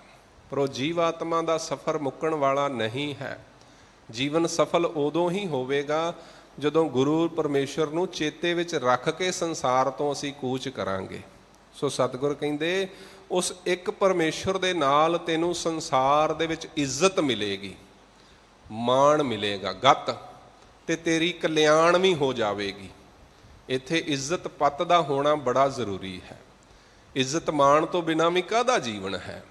ਜਿਸ ਦਾ ਕੋਈ ਮਾਣ ਨਹੀਂ ਹੈ, ਕੋਈ ਸਤਿਕਾਰ ਨਹੀਂ ਹੈ, ਜਿਸ ਨੂੰ ਕੋਈ ਪੁੱਛਦਾ ਨਹੀਂ ਹੈ, ਐਸੇ ਮਨੁੱਖ ਦਾ ਕੀ ਜੀਵਨ ਹੈ। ਐਸੇ ਮਨੁੱਖ ਨੂੰ ਤੇ ਸਤਿਗੁਰ ਕਹਿੰਦੇ ਕਰਤੂਤ ਪਸ਼ੂ ਕੀ ਮਾਨਸ ਜਾਤ, ਲੋਕ ਵਿਚਾਰਾ ਕਰੈ ਦਿਨ ਰਾਤ। ਉਹ ਮਨੁੱਖ ਪਸ਼ੂ ਦੇ ਤੁੱਲ ਹੈ। ਉਹ ਮਨੁੱਖ ਅਖਵਾਉਣ ਦਾ ਹੱਕ ਨਹੀਂ ਰੱਖਦਾ, ਜਿਹਦੇ ਕਰਮ ਜਿਹੜੇ ਹਨ ਉਹ ਮਨੁੱਖਤਾ ਵਾਲੇ ਨਹੀਂ ਹਨ। ਇੱਜ਼ਤ ਦਾ ਹੋਣਾ, ਮਾਣ ਦਾ ਹੋਣਾ, ਪਦਾਰਥਾਂ ਦਾ ਹੋਣਾ, ਇਹ ਬੜਾ ਜ਼ਰੂਰੀ ਹੈ। ਇਹ ਸਭ ਪਰਮੇਸ਼ਰ ਦੀ ਕਿਰਪਾ ਨਾਲ ਹੀ ਮਿਲਦਾ ਹੈ। ਚਾਹੁੰਦਾ ਤੇ ਹਰ ਕੋਈ ਮਨੁੱਖ ਹੈ ਇੱਜ਼ਤ ਹੋਵੇ, ਮਾਣ ਹੋਵੇ, ਵਡਿਆਈ ਹੋਵੇ, ਸ਼ੋਹਰਤ ਹੋਵੇ, ਪਦਾਰਥਾਂ ਦੀ ਕਮੀ ਨਾ ਹੋਵੇ, ਪਰ ਮਿਲਦਾ ਉਸ ਨੂੰ ਹੈ ਜਿਹਦੇ ਤੇ ਉਹਦੀ ਬਖਸ਼ਿਸ਼ ਹੁੰਦੀ ਹੈ, ਜਿਹੜਾ ਗੁਰੂ ਦੇ ਮਾਰਗ ਤੇ ਤੁਰਦਾ ਹੈ। ਮਾਰਗ ਤੇ ਤੁਰਨ ਤੋਂ ਭਾਵ ਜਿਹੜਾ ਗੁਰੂ ਦੀ ਵਿਚਾਰ ਤੇ ਤੁਰਦਾ ਹੈ, ਉਹਨੂੰ ਜੀਵਨ ਵਿੱਚ ਕਿਸੇ ਚੀਜ਼ ਦੀ ਘਾਟ ਨਹੀਂ ਰਹਿੰਦੀ। ਉਹਦੀ ਇੱਥੇ ਵੀ ਮਾਣ ਵਡਿਆਈ ਤੇ ਦਰਗਾਹ ਦੇ ਵਿੱਚ ਵੀ ਉਹਨੂੰ ਇੱਜ਼ਤ ਮਾਣ ਮਿਲਦਾ ਹੈ। ਸਤਿਗੁਰ ਕਹਿੰਦੇ ਰੇ ਰੇ ਦਰਗਹ ਕਹਿ ਨਾ ਕੋਊ, ਆਓ ਬੈਠ ਆਦਰ ਸੁਭ ਦਿਓ। ਇੱਥੇ ਸੰਸਾਰ ਵਿੱਚ ਉਹ ਜਿੱਥੇ ਵੀ ਜਾਂਦੇ ਹਨ ਉਹਨਾਂ ਨੂੰ ਇੱਜ਼ਤ ਮਿਲਦੀ ਹੈ, ਤੇ ਦਰਗਾਹ ਦੇ ਵਿੱਚ ਵੀ ਉਹਨਾਂ ਨੂੰ ਇੱਜ਼ਤ ਮਿਲਦੀ ਹੈ। ਸੋ ਪਾਤਸ਼ਾਹ ਕਹਿੰਦੇ ਉਸ ਪਰਮੇਸ਼ਵਰ ਦਾ ਸਦਕਾ ਇਕਸ ਤੇ ਗਤ ਪਤ, ਗਤ ਕਲਿਆਣ ਤੇ ਪਤ ਮਾਣ ਉਸ ਪਰਮੇਸ਼ਵਰ ਦੇ ਕਰਕੇ ਹੀ ਪ੍ਰਾਪਤ ਹੁੰਦਾ ਹੈ। ਜਿਨ੍ਹਾਂ ਨੂੰ ਮਿਲਿਆ ਹੈ ਉਹਨਾਂ ਨੂੰ ਸ਼ੁਕਰਾਨੇ ਕਰਨੇ ਚਾਹੀਦੇ ਹਨ। ਹੇ ਪਰਮੇਸ਼ਰ, ਇਹ ਸਭ ਕੁਝ ਤੇਰਾ ਸਦਕਾ ਹੈ, ਨਹੀਂ ਤੇ ਆਉਂਦਿਆਂ ਤੇ ਜਾਂਦਿਆਂ ਦੇਰ ਨਹੀਂ ਲੱਗਦੀ। ਇੱਜ਼ਤ ਮਾਣ ਪ੍ਰਾਪਤ ਹੁੰਦਿਆਂ ਤੇ ਜਾਂਦਿਆਂ ਵੀ ਦੇਰ ਨਹੀਂ ਲੱਗਦੀ। ਇਸ ਕਰਕੇ ਹਮੇਸ਼ਾ ਉਸ ਨੂੰ ਸ਼ੁਕਰਾਨੇ ਦੇ ਤੌਰ ਤੇ ਹੀ ਲੈਣਾ ਚਾਹੀਦਾ ਹੈ, ਦਾਤ ਸਮਝ ਕੇ ਲੈਣਾ ਚਾਹੀਦਾ ਹੈ। ਤੇ ਦਾਤ ਸਮਝ ਕੇ ਜਦੋਂ ਤੱਕ ਅਸੀਂ ਉਹਨੂੰ ਹੰਡਾਉਂਦੇ ਹਾਂ ਤੇ ਉਹਦਾ ਰਸ ਆਉਂਦਾ ਹੈ, ਆਨੰਦ ਆਉਂਦਾ ਹੈ। ਜੇ ਇੱਜ਼ਤ ਮਾਣ ਹੰਕਾਰ ਬਣ ਜਾਏ ਤੇ ਉਹ ਰੋਗ ਬਣ ਜਾਂਦਾ ਹੈ, ਉਹ ਦੁੱਖ ਦਾ ਕਾਰਨ ਬਣਦਾ ਹੈ। ਸੋ ਪਾਤਸ਼ਾਹ ਕਹਿੰਦੇ ਉਸ ਇੱਕੋ ਪਰਮੇਸ਼ਰ ਤੋਂ ਹੀ ਗਤ ਤੇ ਪਤ ਜੋ ਹੈ ਉਹ ਪ੍ਰਾਪਤ ਹੁੰਦੀ ਹੈ। ਪੌੜੀ ਸਤਿਗੁਰੂ ਸੱਚੇ ਪਾਤਸ਼ਾਹ ਜੀ ਪੌੜੀ ਦੇ ਦੁਆਰਾ ਬਖਸ਼ਿਸ਼ ਕਰ ਰਹੇ ਹਨ। ਪੰਚੇ ਸ਼ਬਦ ਵਜੇ ਮਤ ਗੁਰਮਤ, ਵੱਡ ਭਾਗੀ ਅਨਹਦ ਵਜਿਆ। ਪੰਚੇ ਸ਼ਬਦ ਵਜੇ ਮਤ ਗੁਰਮਤ। ਪੰਚੇ ਸ਼ਬਦ ਤੋਂ ਭਾਵ ਹੈ ਉੱਤਮ ਉਪਦੇਸ਼, ਸ੍ਰੇਸ਼ਟ ਸ਼ਬਦ, ਸ੍ਰੇਸ਼ਟ ਗਿਆਨ। ਪੰਚੇ ਸ਼ਬਦ ਅਸੀਂ ਜਪਜੀ ਸਾਹਿਬ ਜੀ ਦੀ ਬਾਣੀ ਵਿੱਚ ਪੜ੍ਹਦੇ ਹਾਂ ਨਾ, ਪੰਚ ਪਰਵਾਨ ਪੰਚ ਪ੍ਰਧਾਨ, ਪੰਚੇ ਪਾਵਹਿ ਦਰਗਹਿ ਮਾਨ। ਪੰਚੇ ਤੋਂ ਭਾਵ ਹੈ ਜੋ ਸ੍ਰੇਸ਼ਟ ਹੈ, ਜੋ ਉੱਤਮ ਹੈ, ਜੋ ਕਲਿਆਣਕਾਰੀ ਹੈ। ਸ਼ਬਦ ਵਜੇ ਮਤ ਗੁਰਮਤ, ਮਤ ਦੇ ਅੰਦਰ, ਸੁਰਤ ਦੇ ਅੰਦਰ ਸ੍ਰੇਸ਼ਟ ਸ਼ਬਦ ਕਦੋਂ ਜਾਗਰਤ ਹੁੰਦਾ ਹੈ, ਸ੍ਰੇਸ਼ਟ ਗਿਆਨ ਕਦੋਂ ਟਿਕਦਾ ਹੈ। ਸਤਿਗੁਰ ਪਾਤਸ਼ਾਹ ਕਹਿੰਦੇ ਗੁਰਮਤ, ਗੁਰੂ ਦੀ ਮਤ ਦੇ ਦੁਆਰਾ, ਗੁਰੂ ਦੀ ਸਿੱਖਿਆ ਦੇ ਦੁਆਰਾ, ਭਾਵ ਗੁਰਬਾਣੀ ਦੇ ਦੁਆਰਾ। ਹੋਰ ਕੋਈ ਰਸਤਾ ਨਹੀਂ ਹੈ। ਦੁਨੀਆ ਦੇ ਜਿੰਨੇ ਮਰਜ਼ੀ ਗ੍ਰੰਥ ਕਿਤਾਬਾਂ ਮਨੁੱਖ ਪੜ੍ਹ ਲਵੇ, ਪਰ ਜਦੋਂ ਤੱਕ ਗੁਰਮਤਿ ਦੇ ਨਾਲ ਜੁੜਦਾ ਨਹੀਂ ਹੈ, ਗੁਰੂ ਦੀ ਸਿੱਖਿਆ ਦੇ ਨਾਲ ਜੁੜਦਾ ਨਹੀਂ ਹੈ, ਕੋਈ ਕਾਰਨ ਨਹੀਂ ਹੈ ਕਿ ਮਨ ਦੇ ਅੰਦਰ ਪੰਚੇ ਸ਼ਬਦ ਸ੍ਰੇਸ਼ਟ ਗਿਆਨ ਪ੍ਰਗਟ ਹੋ ਆਵੇ। ਅੱਜ ਸੰਸਾਰ ਦੇ ਵਿੱਚ ਕੋਈ ਐਸਾ ਮਨੁੱਖ ਨਜ਼ਰ ਨਹੀਂ ਆਉਂਦਾ ਜਿਹੜਾ ਮਨੁੱਖਤਾ ਦੀ ਕਲਿਆਣ ਦੀ ਗੱਲ ਕਰਦਾ ਹੋਵੇ, ਸਮਾਜਿਕ ਕਲਿਆਣ ਦੀ ਗੱਲ ਕਰਦਾ ਹੋਵੇ, ਸਾਂਝੀਵਾਲਤਾ ਦੀ ਗੱਲ ਕਰਦਾ ਹੋਵੇ। ਸਤਿਗੁਰੂ ਪਾਤਸ਼ਾਹ ਜੀ ਨੇ ਸਾਨੂੰ ਸ਼ਬਦ ਗੁਰੂ ਦੀ ਦਾਤ ਬਖਸ਼ਿਸ਼ ਕੀਤੀ ਹੈ, ਜੋ ਅਡੋਲ ਹਨ, ਜੋ ਡੋਲਦੇ ਨਹੀਂ ਹਨ, ਜੋ ਸਦਾ ਰਹਿਣ ਵਾਲੇ ਹਨ। ਆਦ ਸੱਚ ਜੁਗਾਦ ਸੱਚ, ਹੈ ਭੀ ਸੱਚ ਨਾਨਕ ਹੋਸੀ ਭੀ ਸੱਚ। ਅੱਜ ਤੁਹਾਨੂੰ ਇੱਕ ਦਿਨ ਜੇ ਕੋਈ ਮਨੁੱਖ ਇੱਕ ਵਿਚਾਰ ਰੱਖਦਾ ਹੋਇਆ ਨਜ਼ਰ ਆਉਂਦਾ ਹੈ, ਦੂਜੇ ਦਿਨ ਵਿਚਾਰ ਬਦਲ ਜਾਂਦੀ ਹੈ, ਹਾਲਾਤ ਬਦਲਦੇ ਹਨ, ਵਿਚਾਰ ਬਦਲ ਜਾਂਦੀ ਹੈ। ਪਰ ਗੁਰੂ ਐਸਾ ਹੈ, ਸਤਿਗੁਰ ਐਸੇ ਹਨ ਜਿਨ੍ਹਾਂ ਦੀ ਵਿਚਾਰ ਹਾਲਾਤਾਂ ਦੇ ਹਿਸਾਬ ਨਾਲ ਨਹੀਂ ਬਦਲਦੀ, ਜਿਨ੍ਹਾਂ ਦੀ ਵਿਚਾਰ ਸਮੇਂ ਦੇ ਅਨੁਸਾਰ ਨਹੀਂ ਬਦਲਦੀ। ਜੋ ਕਹਿ ਦਿੱਤਾ ਸੋ ਕਹਿ ਦਿੱਤਾ, ਤੇ ਜੋ ਕਿਹਾ ਉਸ ਨੂੰ ਕਰਕੇ ਵੀ ਵਿਖਾਇਆ ਹੈ। ਇਸੇ ਕਰਕੇ ਪਾਤਸ਼ਾਹ ਨੇ ਸਾਨੂੰ ਸ਼ਬਦ ਗੁਰੂ ਗ੍ਰੰਥ ਸਾਹਿਬ ਮਹਾਰਾਜ ਜੀ ਦੀ ਦਾਤ ਬਖਸ਼ਿਸ਼ ਕੀਤੀ। ਸੋ ਪਾਤਸ਼ਾਹ ਬਖਸ਼ਿਸ਼ ਕਰਦੇ ਹਨ, ਪੰਚੇ ਸ਼ਬਦ ਵੱਜੇ ਮਤ। ਇਹ ਸ੍ਰੇਸ਼ਟ ਉੱਤਮ ਸ਼ਬਦ ਗਿਆਨ, ਸ੍ਰੇਸ਼ਟ ਗਿਆਨ ਗੁਰੂ ਦੇ ਦੁਆਰਾ, ਗੁਰਮਤ ਗੁਰੂ ਦੀ ਮਤ ਦੇ ਦੁਆਰਾ ਹਿਰਦੇ ਰੂਪੀ ਘਰ ਦੇ ਵਿੱਚ ਵੱਜੇ, ਪ੍ਰਗਟ ਹੋਏ। ਵਡਭਾਗੀ ਅਨਹਦ ਵੱਜਿਆ, ਉਹ ਵੱਡਿਆਂ ਭਾਗਾਂ ਵਾਲੇ ਹਨ ਜਿਨ੍ਹਾਂ ਦੇ ਮਨ ਵਿੱਚ ਇੱਕ ਰਸ ਗੁਰੂ ਦਾ ਸ਼ਬਦ ਵੱਜਿਆ ਹੈ, ਪ੍ਰਗਟ ਹੋ ਆਇਆ ਹੈ। ਉਹ ਵੱਡਿਆਂ ਭਾਗਾਂ ਵਾਲੇ ਹਨ ਜਿਹੜੇ ਬਹਿੰਦੇ ਉੱਠਦੇ ਪਰਮੇਸ਼ਰ ਨੂੰ ਚੇਤਾ ਰੱਖਦੇ ਹਨ, ਜਿਨ੍ਹਾਂ ਦੇ ਮਨ ਅੰਦਰ ਹਰ ਵੇਲੇ ਪਰਮੇਸ਼ਰ ਦਾ ਸਿਮਰਨ ਚੱਲਦਾ ਹੈ, ਵਾਹਿਗੁਰੂ ਮੰਤਰ ਚੱਲਦਾ ਹੈ, ਗੁਰੂ ਮੰਤਰ ਚੱਲਦਾ ਹੈ, ਜਿਨ੍ਹਾਂ ਦੇ ਮਨ ਅੰਦਰ ਹਮੇਸ਼ਾ ਪਰਮੇਸ਼ਰ ਦੀ ਯਾਦ ਬਣੀ ਰਹਿੰਦੀ ਹੈ। ਕਦੇ ਕਰਕੇ ਦੇਖੋ, ਬਹੁਤ ਕੁਝ ਕਰਦੇ ਹਾਂ ਅਸੀਂ ਜੀਵਨ ਨੂੰ ਸੁਖਮਈ ਕਰਨ ਦੇ ਵਾਸਤੇ। 5, 7, 10 ਦਿਨ ਕੋਸ਼ਿਸ਼ ਕਰਕੇ ਦੇਖੋ ਵੀ ਮੈਂ ਸਵੇਰ ਤੋਂ ਸ਼ਾਮ ਤੱਕ ਪਰਮੇਸ਼ਰ ਨੂੰ ਭੁੱਲਣਾ ਨਹੀਂ ਹੈ, ਚੇਤਾ ਰੱਖਣਾ ਹੈ। ਸਿਰਫ ਇੰਨਾ ਹੀ ਕਰਮ ਕਰਨਾ ਹੈ ਵੀ ਸਵੇਰ ਤੋਂ ਸ਼ਾਮ ਤੱਕ ਜਦੋਂ ਜਾਗਣਾ ਹੈ, ਉਦੋਂ ਤੋਂ ਲੈ ਕੇ ਜਦੋਂ ਤੱਕ ਨੀਂਦ ਨਹੀਂ ਆ ਜਾਂਦੀ, ਪਰਮੇਸ਼ਰ ਨੂੰ ਭੁੱਲਣਾ ਨਹੀਂ ਹੈ ਕਿਸੇ ਵੀ ਤਰੀਕੇ ਨਾਲ। ਤੁਸੀਂ ਬਾਣੀ ਪੜ੍ਹ ਸਕਦੇ ਹੋ, ਤੁਸੀਂ ਸਿਮਰਨ ਕਰ ਸਕਦੇ ਹੋ, ਤੁਸੀਂ ਕੋਈ ਸੇਵਾ ਕਰ ਸਕਦੇ ਹੋ, ਕਿਸੇ ਵੀ ਤਰੀਕੇ ਦੇ ਨਾਲ ਤੁਸੀਂ ਕੋਸ਼ਿਸ਼ ਕਰੋ ਵੀ ਮੈਂ ਪਰਮਾਤਮਾ ਨੂੰ 5-7 ਦਿਨ ਭੁੱਲਣਾ ਨਹੀਂ ਹੈ, ਲਗਾਤਾਰ ਚੇਤੇ ਵਿੱਚ ਰੱਖਣਾ ਹੈ। ਤੇ ਉਸ ਦਾ ਜੋ ਆਨੰਦ ਹੈ, ਉਸ ਦਾ ਜੋ ਸੁਖ ਪ੍ਰਾਪਤ ਹੋਵੇਗਾ, ਫਿਰ ਉਹ ਬਾਅਦ ਵਿੱਚ ਤੁਹਾਨੂੰ ਆਪਣੇ ਆਪ ਹੀ ਭੁੱਲਣਾ ਨਹੀਂ ਹੈ। ਕੁਛ ਦਿਨ ਕੋਸ਼ਿਸ਼ ਕਰਨ ਦੀ ਲੋੜ ਹੈ, ਪ੍ਰੈਕਟੀਕਲ ਬਹੁਤ ਜ਼ਰੂਰੀ ਹੈ। ਸੋ ਸਤਿਗੁਰ ਕਹਿੰਦੇ ਉਹ ਵੱਡਿਆਂ ਭਾਗਾਂ ਵਾਲੇ ਹਨ ਜਿਨ੍ਹਾਂ ਦੇ ਮਨ ਵਿੱਚ ਪਰਮੇਸ਼ਰ ਦਾ ਸ਼ਬਦ ਵੱਜਿਆ ਹੈ, ਪ੍ਰਗਟ ਹੋਇਆ ਹੈ। ਆਨੰਦ ਮੂਲ RAM ਸਭ ਦੇਖਿਆ। ਆਨੰਦ, ਜੋ ਪਰਮੇਸ਼ਰ ਆਨੰਦ ਸਵਰੂਪ ਹੈ, ਤੇਰਾ ਘਰ ਆਨੰਦ ਵਧਾਈ ਤੁਧ ਘਰ। ਪਰਮੇਸ਼ਰ ਦੇ ਘਰ ਸਦਾ ਆਨੰਦ ਹੈ। ਅਸੀਂ ਪਰਮੇਸ਼ਰ ਦੇ ਘਰ ਵਿੱਚ ਨਹੀਂ ਹਾਂ, ਇਸੇ ਕਰਕੇ ਦੁਖੀ ਹਾਂ, ਇਸੇ ਕਰਕੇ ਚਿੰਤਾ ਦੇ ਵਿੱਚ ਹਾਂ, ਭੈ ਦੇ ਵਿੱਚ ਹਾਂ। ਪਰਮੇਸ਼ਰ ਦੇ ਘਰ ਕੋਈ ਚਿੰਤਾ ਨਹੀਂ ਹੈ, ਕੋਈ ਡਰ ਨਹੀਂ ਹੈ। ਨਾਨਕ ਬੱਧਾ ਘਰ ਤਹਾਂ ਜਿੱਥੇ ਮਿਰਤ ਨਾ ਜਨਮ ਜਰਾ। ਗੁਰੂ ਨਾਨਕ ਸਾਹਿਬ ਜੀ ਨੇ ਉਹ ਅਵਸਥਾ ਮਨੁੱਖਤਾ ਨੂੰ ਦਿੱਤੀ ਹੈ, ਮਨੁੱਖੀ ਜੀਵਨ ਨੂੰ, ਸੰਸਾਰ ਨੂੰ ਉਸ ਅਵਸਥਾ ਦਾ ਧਾਰਨੀ ਬਣਾਇਆ ਹੈ, ਹੱਕਦਾਰ ਬਣਾਇਆ ਹੈ, ਜਿੱਥੇ ਕੋਈ ਡਰ ਨਹੀਂ ਹੈ, ਕੋਈ ਚਿੰਤਾ ਨਹੀਂ ਹੈ, ਕੋਈ ਭੈ ਨਹੀਂ ਹੈ। ਗੁਰਮੁਖ ਮਨੁੱਖ ਨਾ ਕਿਸੇ ਨੂੰ ਡਰ ਦਿੰਦਾ ਹੈ ਤੇ ਨਾ ਹੀ ਕਿਸੇ ਤੋਂ ਡਰਦਾ ਹੈ। ਅੱਜ ਜਾਂ ਤੇ ਡਰਾਉਣ ਵਾਲੇ ਮਿਲਦੇ ਹਨ ਸੰਸਾਰ ਵਿੱਚ, ਜਾਂ ਡਰਨ ਵਾਲੇ ਮਿਲਦੇ ਹਨ। ਪਰ ਗੁਰਮੁਖ ਨਾ ਤੇ ਡਰਦਾ ਹੈ ਨਾ ਡਰਾਉਂਦਾ ਹੈ, ਉਹ ਮਸਤੀ ਵਿੱਚ ਰਹਿੰਦਾ ਹੈ, ਆਨੰਦ ਵਿੱਚ ਰਹਿੰਦਾ ਹੈ। ਸੋ ਸਤਿਗੁਰ ਕਹਿੰਦੇ ਆਨੰਦ ਮੂਲ RAM ਸਭ ਦੇਖਿਆ।